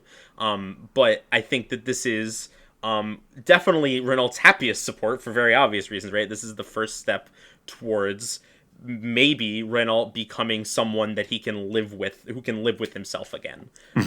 And I think Lucius in general brings that out of people. I think I've talked about this in his support with Carell, which is one of, I think, probably the best Carell support among like garbage. I don't like Carell very much, but I think his support with Lucius is great because Lucius has the same dynamic where it's like he takes on this almost like divine role of like the person who's going to be there and support somebody and forgive them, almost like I can't think of a male figure. I want to say Mother Teresa type figure, which is just very funny because of the association Lucius has with women. But I think that this is a role that Lucius plays a lot, of being the one who provides absolution to people who have gone down a very dark, very ugly road. And I think that this is I just really love their dynamic here. I think that they're both just wonderful characters. I also like this support for having a realistic depiction of a panic attack. But like I'm joking, obviously, but like I do think that it's very interesting. I believe, as far as I've seen in this series so far, including like FE6 or anything in the usual games, this is the only point so far where like we get a sort of medieval fantasy perspective on like modern mental health issues, right? Like, well, not, the mental health issue isn't modern, obviously, but like what we would describe in today's society as like anxiety or a panic attack, like having it like through the lens of what the people in this culture would describe it as sickness of the soul, and like an understanding of like what that means, is just very interesting to me. Yeah, I'm a big fan of the support. Again, I like it enough for Lucius. And there's so much that could be said about them being the same or being opposite. Both being priests, having gone into it for very different reasons. But I'm content to kind of just leave it at that. I agree with you that it's a good support.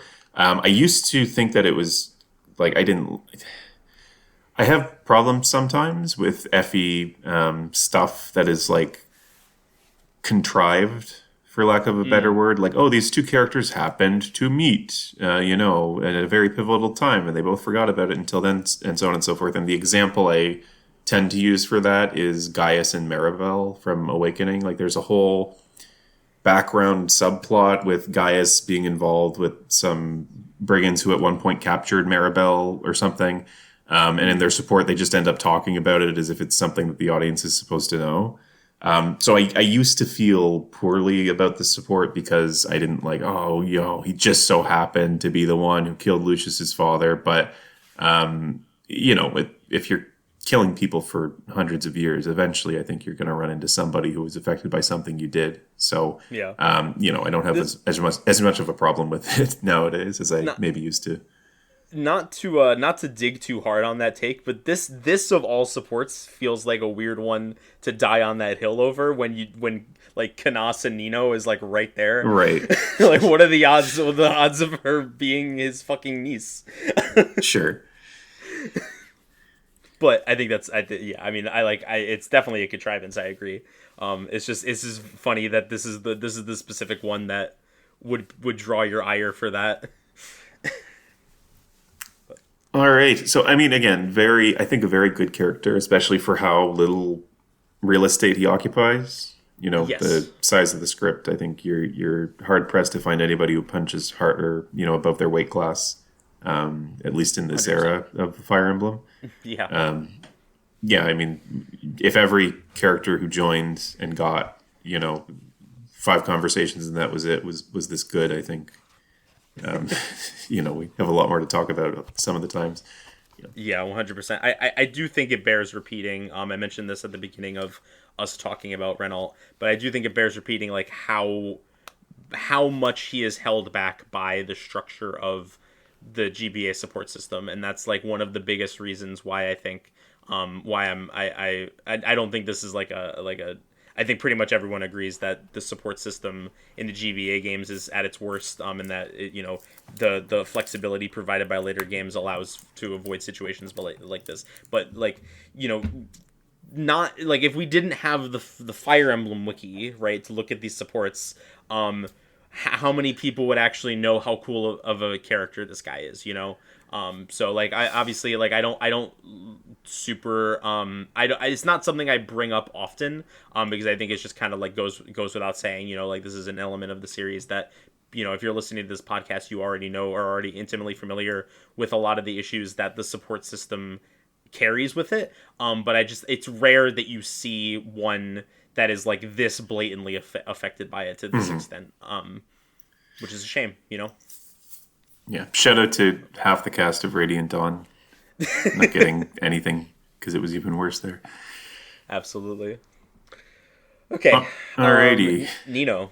Nino's not there. important. Home stretch. We can just... I would just skip over. I will say, I actually don't think I have much to say about a lot of these supports. I mean, several of them we've talked about already. You have especially talked a lot about the Nino Irk support. And I don't think I have much to say about that one, that we haven't already discussed.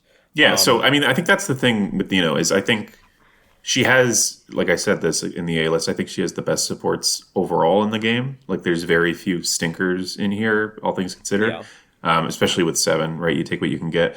But I think a lot of them are, if we're talking about it from a character, and maybe this is limiting, but talking about it from a character specific perspective, I think a lot of the time there's more meat for her partner than for her, right? Yeah. Then like, LaqOfInterest, Canas to some extent, Irk for sure, and then it leaves the other ones that we haven't talked about. So I also don't have too terribly much to say about her, but I don't want that to give any kind of indication that I don't think the supports are good or that I don't think Nino is good and that there's not a lot to say about her when that's not the case. It's just, I think, again, a lot of this we've already talked about.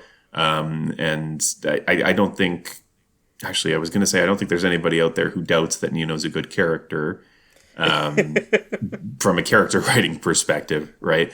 But who knows, right? In this current era where, at least in the beginning of Faye, she was like the poster girl for people who played FE7 once or never played it. And we're like, oh, it's Nino. She's so strong. She does her best. And that's the meme. Anyway, that's a nonsensical old man tangent that doesn't really need to be in here. Complaint. So anyway, do you want to hop into like pick a support and talk about it? Is there any that you do want to kind of touch in on? Yeah, I mean, so here's my overall, I guess, like statement on Nino is that I think in her supports, she acts very similarly. She has a similar role. She approaches most situations with the same sort of like mindset, and in a lot of cases just kind of this seems maybe a little bit mean. I don't mean to imply that this is like a bad thing for a character to be, but it really does feel like in the majority of her support she's there to be just kind of like the cute happy-go-lucky girl, right? To kind of like to bring a cute happy-go-lucky energy to whatever support she's in, and I think that obviously changes depending on who she's talking to. But the one I do want to draw particular attention to is the Florina support, just because I just think is really nice. I just think these are two great characters who I enjoy a lot, like in a vacuum and at baseline. I think these are both very pleasant characters, and like despite the fact that I don't think either of them are like super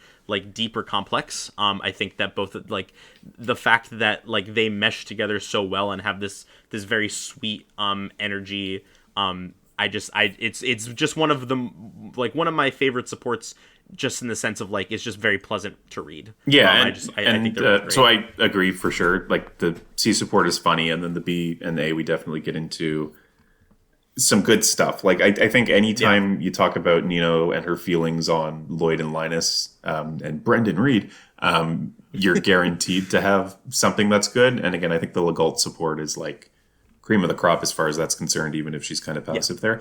I do like that.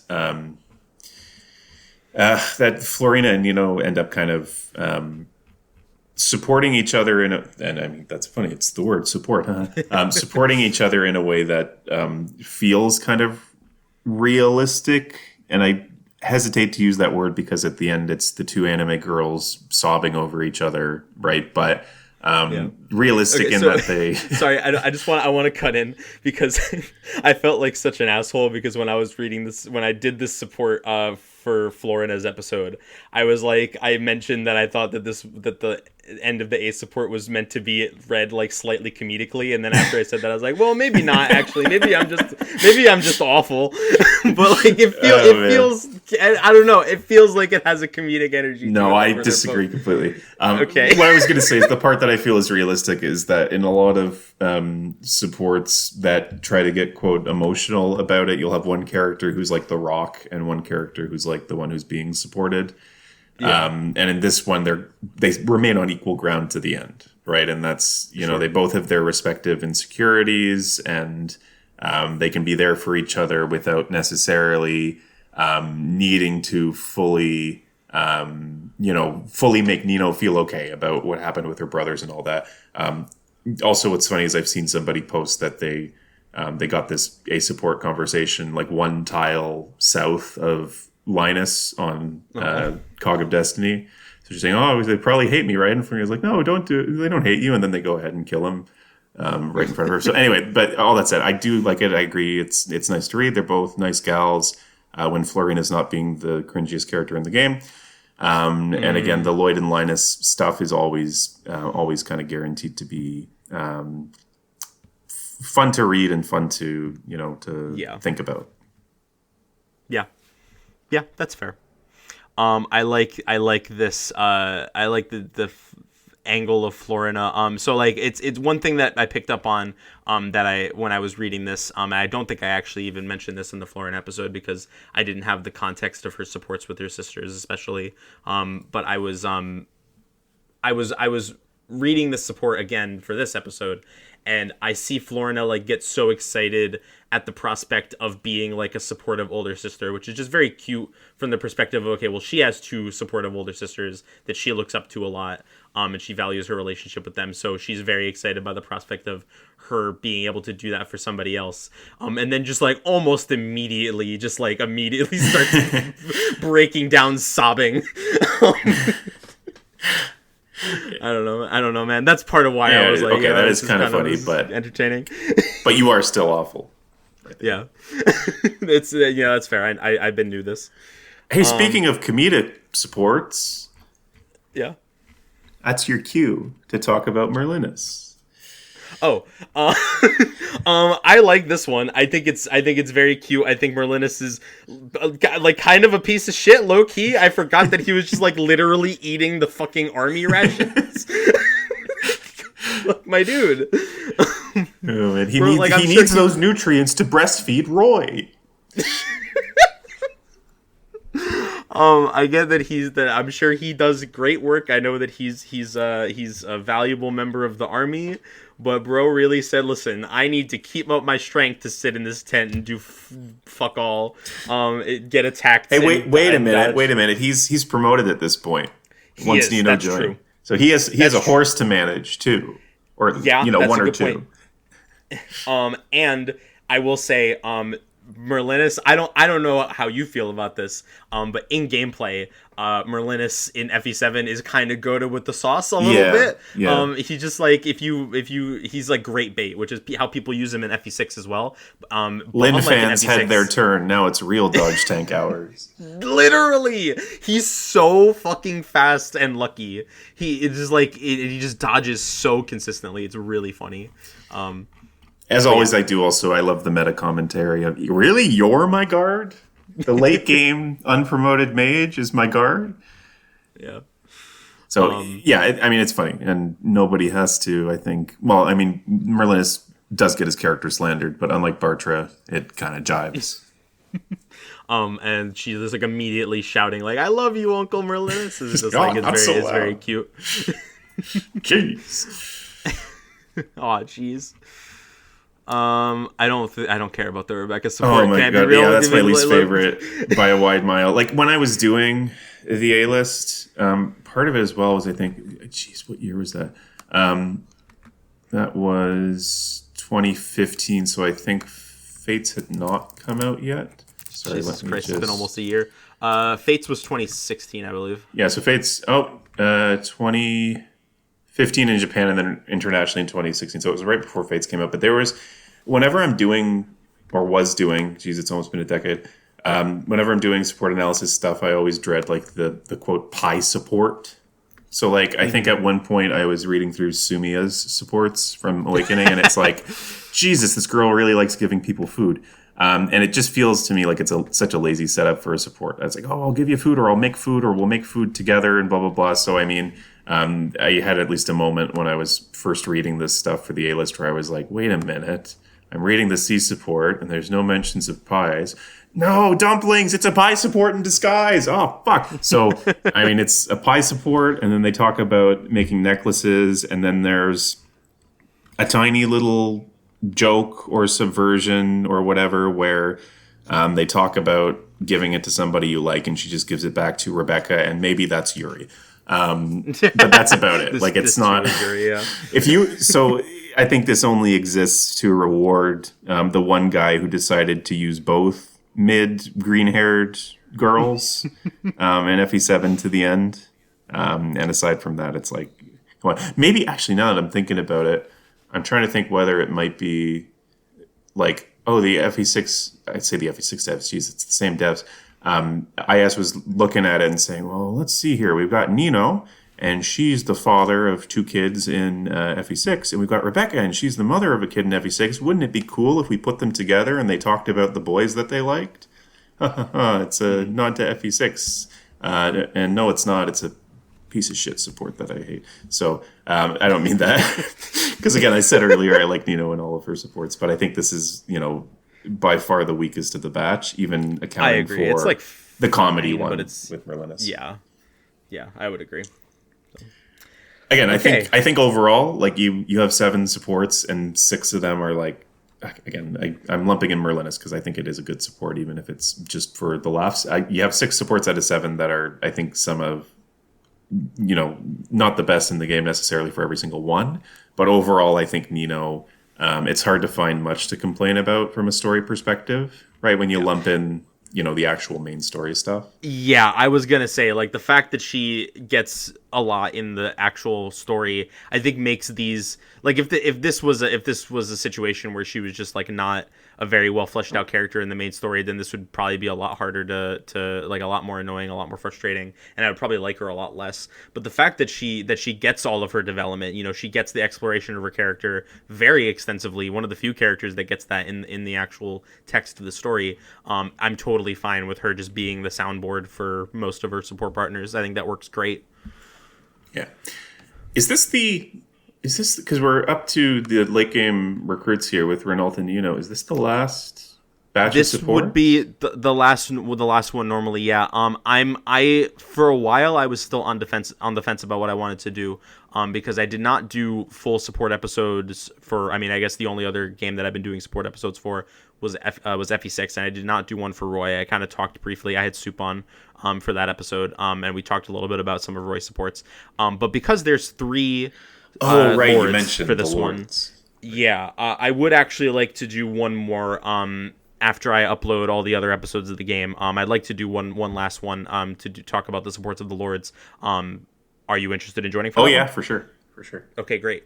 But otherwise these are the last guys. I'm gonna put this one out, and then the last couple of episodes of FE7 before I'm done and moving on to FE8. So. Oh well, you can't forget about the episode for Nils and Athos, of course. Yep, all their great supports. It'd be very funny if they had a support with each other somehow. Like don't ask me how that would even work, but it would be very funny.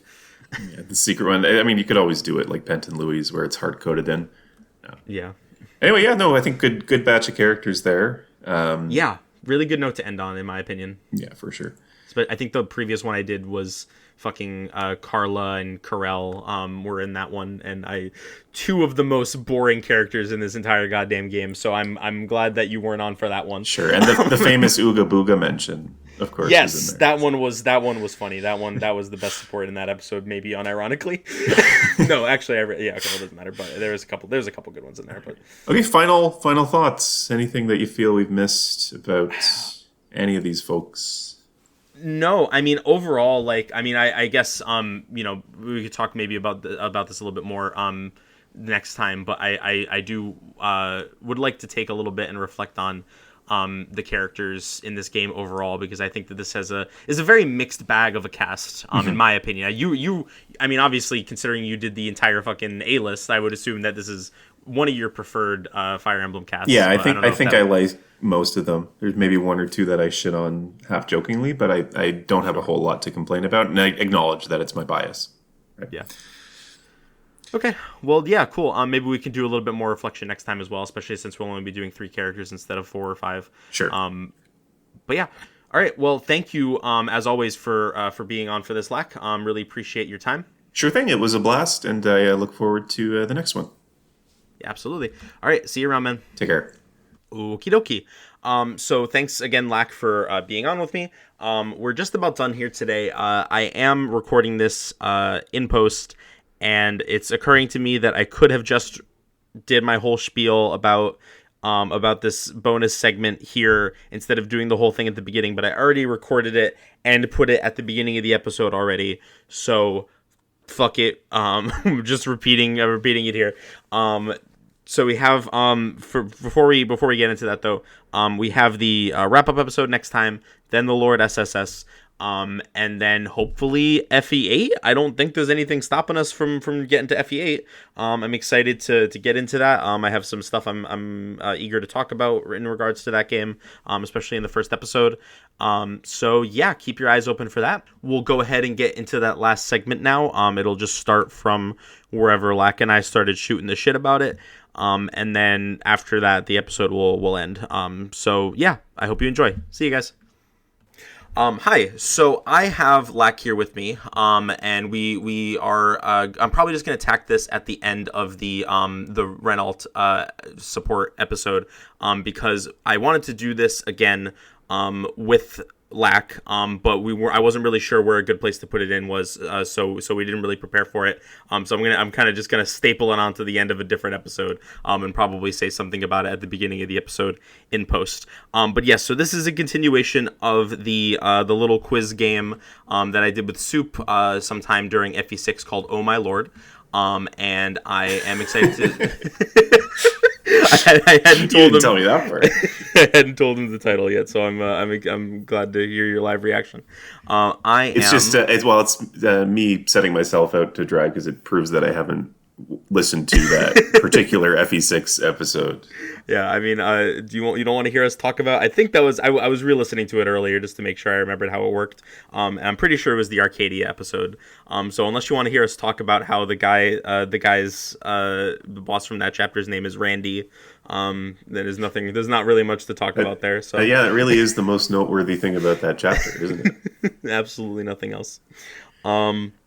Okay, yeah, so basically the way this works is that I have here 6 quotes from different Fire Emblem lords, and I'm going to read them. I'm going to roughly go from the one I consider to be the easiest to the one I consider to be the hardest, and you have to tell me what lord you think it is, and if you can get the context also, that'll be bonus points. Soup, out of a possible, I guess it would be 12 points, one for lord and one for context. He got, I believe, 6. No, was it? Yeah, 6. Yeah, I think 6.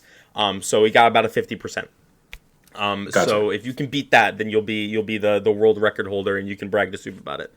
Gotcha. I do have a very glaring blind spot here, which is, I think I might have mentioned this at one point, one of the other episodes. I've never actually completed an Arcania game. Okay. So if there's any Marth stuff in there, that's I'm going to have to use process of elimination to get it. Yeah. Are we including, like, Lucina and Alencia So and all that. Lucina and Alencia, no. However, all of the avatars are on the table, as are Right. all of the three house leaders in three houses. All Gotcha. of those are possible options, but Lucina and Alencia, no. Okay. All right. Okay, yeah, I will give you one hint. You could also ask for a hint if you feel like it. Soup never asked for a hint, but I feel like if there were a couple where I think he could have, it would have been justified because I threw him some really mean curveballs. But I will give you the same hint that I gave him right at the start, which is the sort of the origin of a lot of these. So 5 of them are from main story dialogue, and then 1 of them is from a support. So just keep that in mind as we go through. Gotcha. Okay, so here's the first one. Oh, and anytime that there is a proper noun that would give away the answer, I've just replaced it with the word blank. Sure. To keep it hidden. So, all right, here's number 1. Blank's homeland is lost to her. Her family has been hunted down and killed by the monsters of Blank, and with nowhere else to turn, she endures mortal danger and terrible heartbreak to reach your door. And then you laugh at her. Where is the humor in that? Yeah, I know this one. It's Ike in Path of Radiance talking to the Senate and Sanaki about Alencia, I believe. Yes, that is correct on both Perfect, counts. okay. Phew. Didn't That would stumble have been at the first hurdle there. I was reading this. I cut out parts of it. First of all, because it was really long, but also I was like, this would be like really really easy if I included this whole quote. But Yeah, I did. I replayed Path of Radiance most of the way through relatively recently, so I freshened the brain. But it does kind of, I think Ike being so, forthright kind of helps there. Because like reading through it, I was like, oh, is this Roy talking about Guinevere or what have you? But I think it's very kind of distinctly Ike. yes, yeah, Ike in general is one of the more distinct lords in the series. I think so. He's a little bit easier to pick out of the crowd. But yeah, okay, good. Two for 2 on the first one. Okay, number 2. We have so much to talk about, walks to take, music to listen to. There's so much I want to do with you, so much lost time we can recover. Oh boy. Okay. So let's see. So the last one was main story dialogue. So the one support is still hidden in here. Yes. This is giving like family energy. Mm-hmm. So like a lord talking to a family member who's long lost. So there's a couple options there. It's been a while since I read Engage. I am kind of getting. Well, no. Let's think here. I was going to say I'm getting kind of a Lear Vale vibes. Spoilers, geez, for freaking Engage. But if it's if it's a 4 out of 5 chance to be main story dialogue, that kind of reads as support. So who else could it be? Could be Marth for all I friggin' know. And Celica. I mean, the only people who would be talking like that, they would be saying that to would be each other, and that doesn't happen until mostly towards the end of the game. Not Sigurd, not Seliph, not Leaf, Roy, no, Elliewood, Hector, Lynn. Sorry, I know this is great. No, it's good. Audio content. No, I like just list every single thought lord and go, process. oh, no, probably not. It could be Corrin, because that's a big family-focused game. Or maybe I'm just off base talking about family to begin with. Because, it could be Corrin talking to really any of the Hoshiden siblings, or even Azura. I will throw you a bone here, mostly because it doesn't actually help you narrow it down that much. But it is, you have said who it is. You've gone, the list you've gone through, the correct answer was in there somewhere. Okay, so either it was Alir right at the start, or it was someone I glanced right past. You know what? I'll lock in Alir and Vale, and we'll see where that takes us.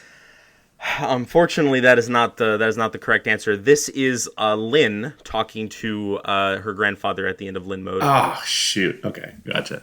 Yeah, fake That's pretty FE7 good. fan here, guys. Well, it's Lynn mode, which no one ever plays, right? Yeah, that's true. That's a good point. Okay. All right. Let's move ahead to number 3. It's too late to undo their pain. Once I become king, I must set our country right. I doubt the people will give me a warm reception, though. I did abandon them. All I can do is try to win back their trust, no matter how long it takes. Okay, so big Marth vibes. I know that Shadow Dragon, he gets a lot of the kind of down on himself stuff towards the end of the prologue, and then presumably when he's talking about taking it back.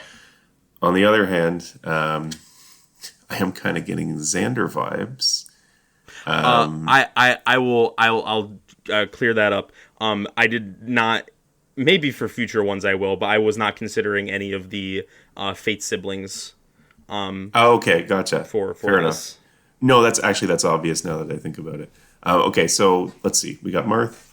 The abandonment line, I think, is the thing to focus on here, because a lot of the lords get down on themselves at times, right? But for somebody to have explicitly phrased that as abandoned, I think it's going to be Marth. But let me quickly talk this through. I don't think it would be Roy, Elliewood, Hector. And then towards 3DS, and I'm not sure that Crom ever really did anything. Assuming we're counting Crom and not Robin. Well, we are counting Robin, but Crom as well. Crom and Robin, I considered both of them. Gotcha. Well, you know what? It could also be Seliph. Can you read the quote again? Yeah.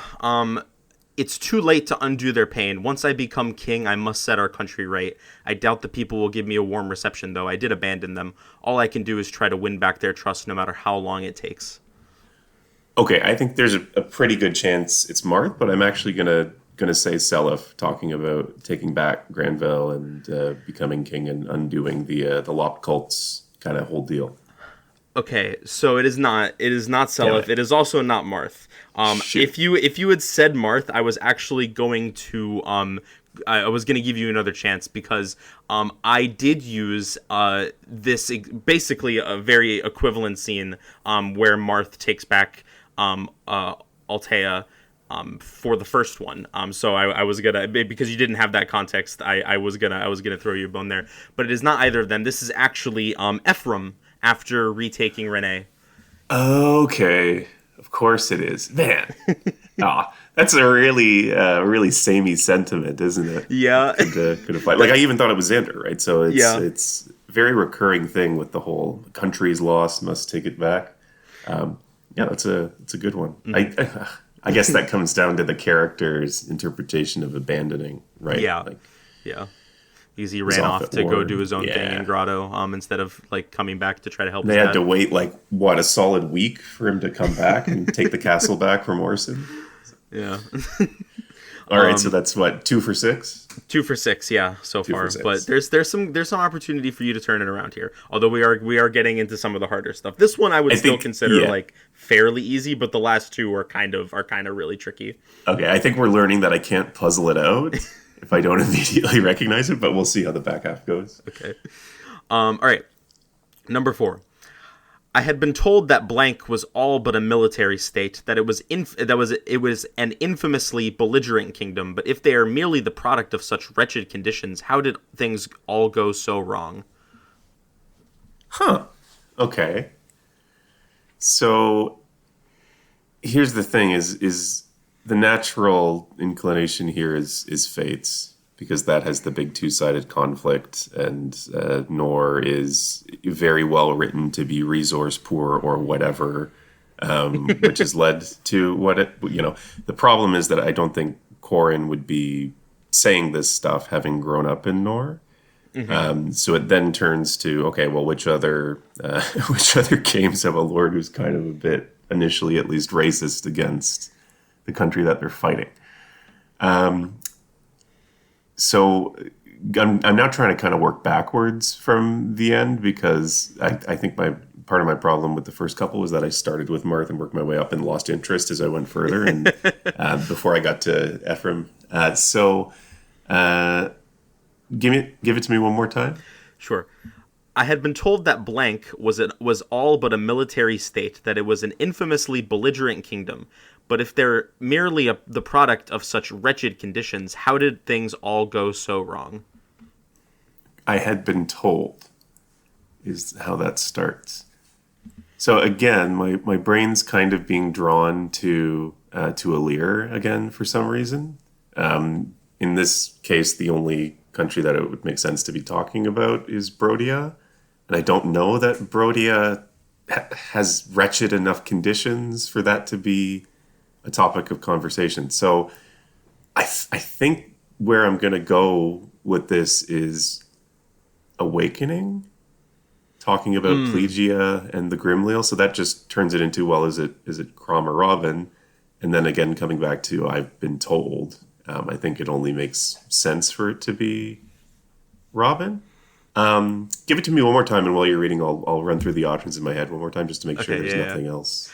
I had been told that blank was all but a military state, that it was an infamously belligerent kingdom, but if they are merely the product of such wretched conditions, how did things all go so wrong?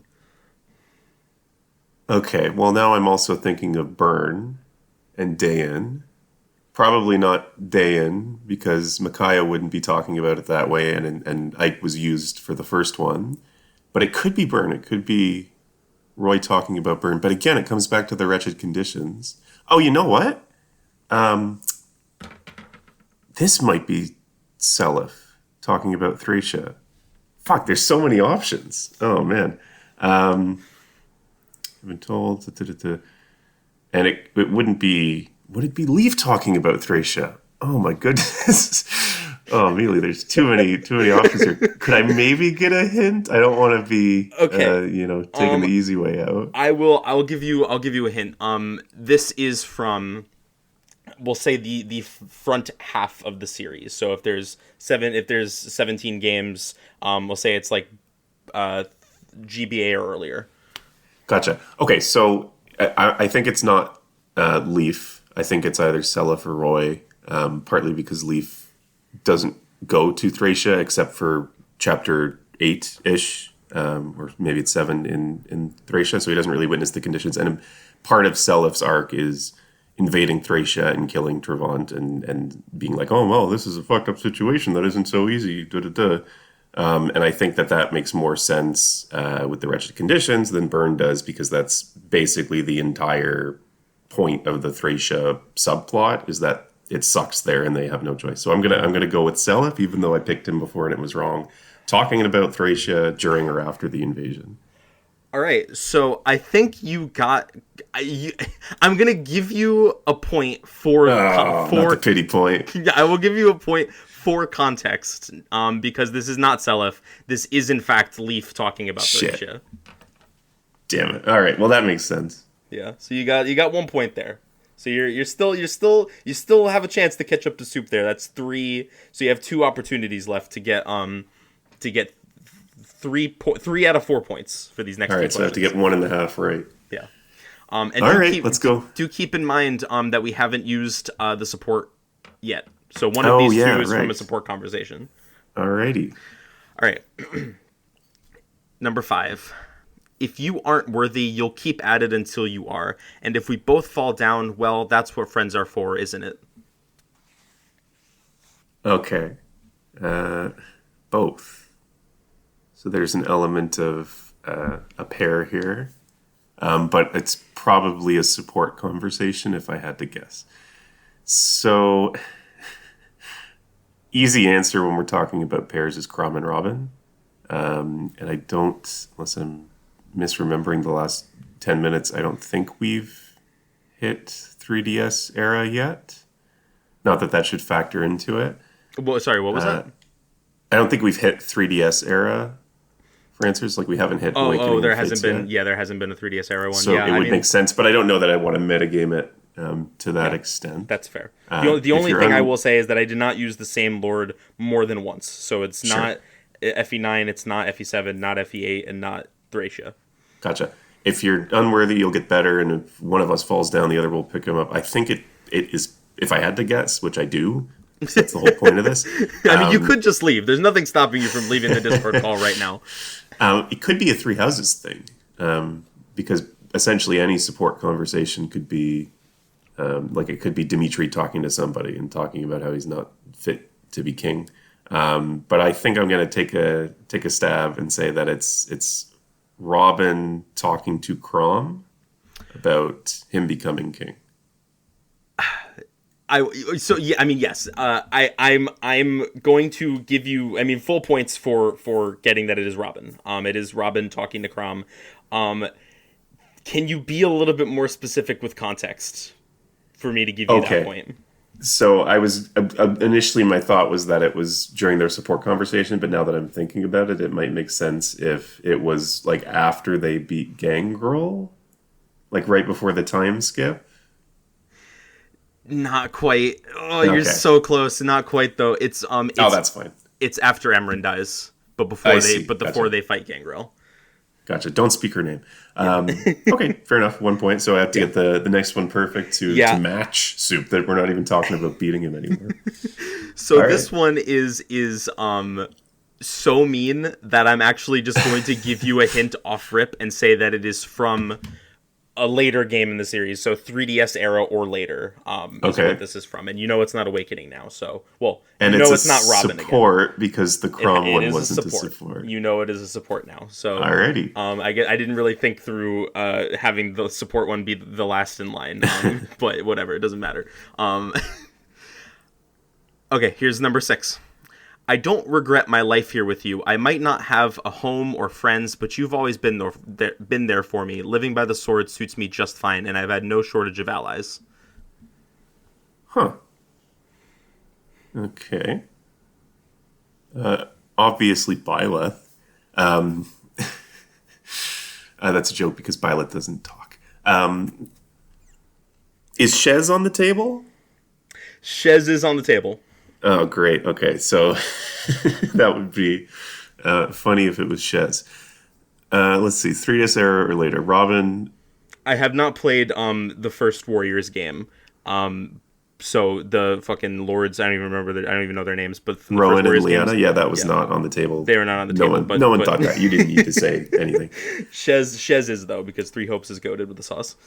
Yeah, right. Okay. Give it to me one more time. Okay. I'm sorry, I gotta scroll back.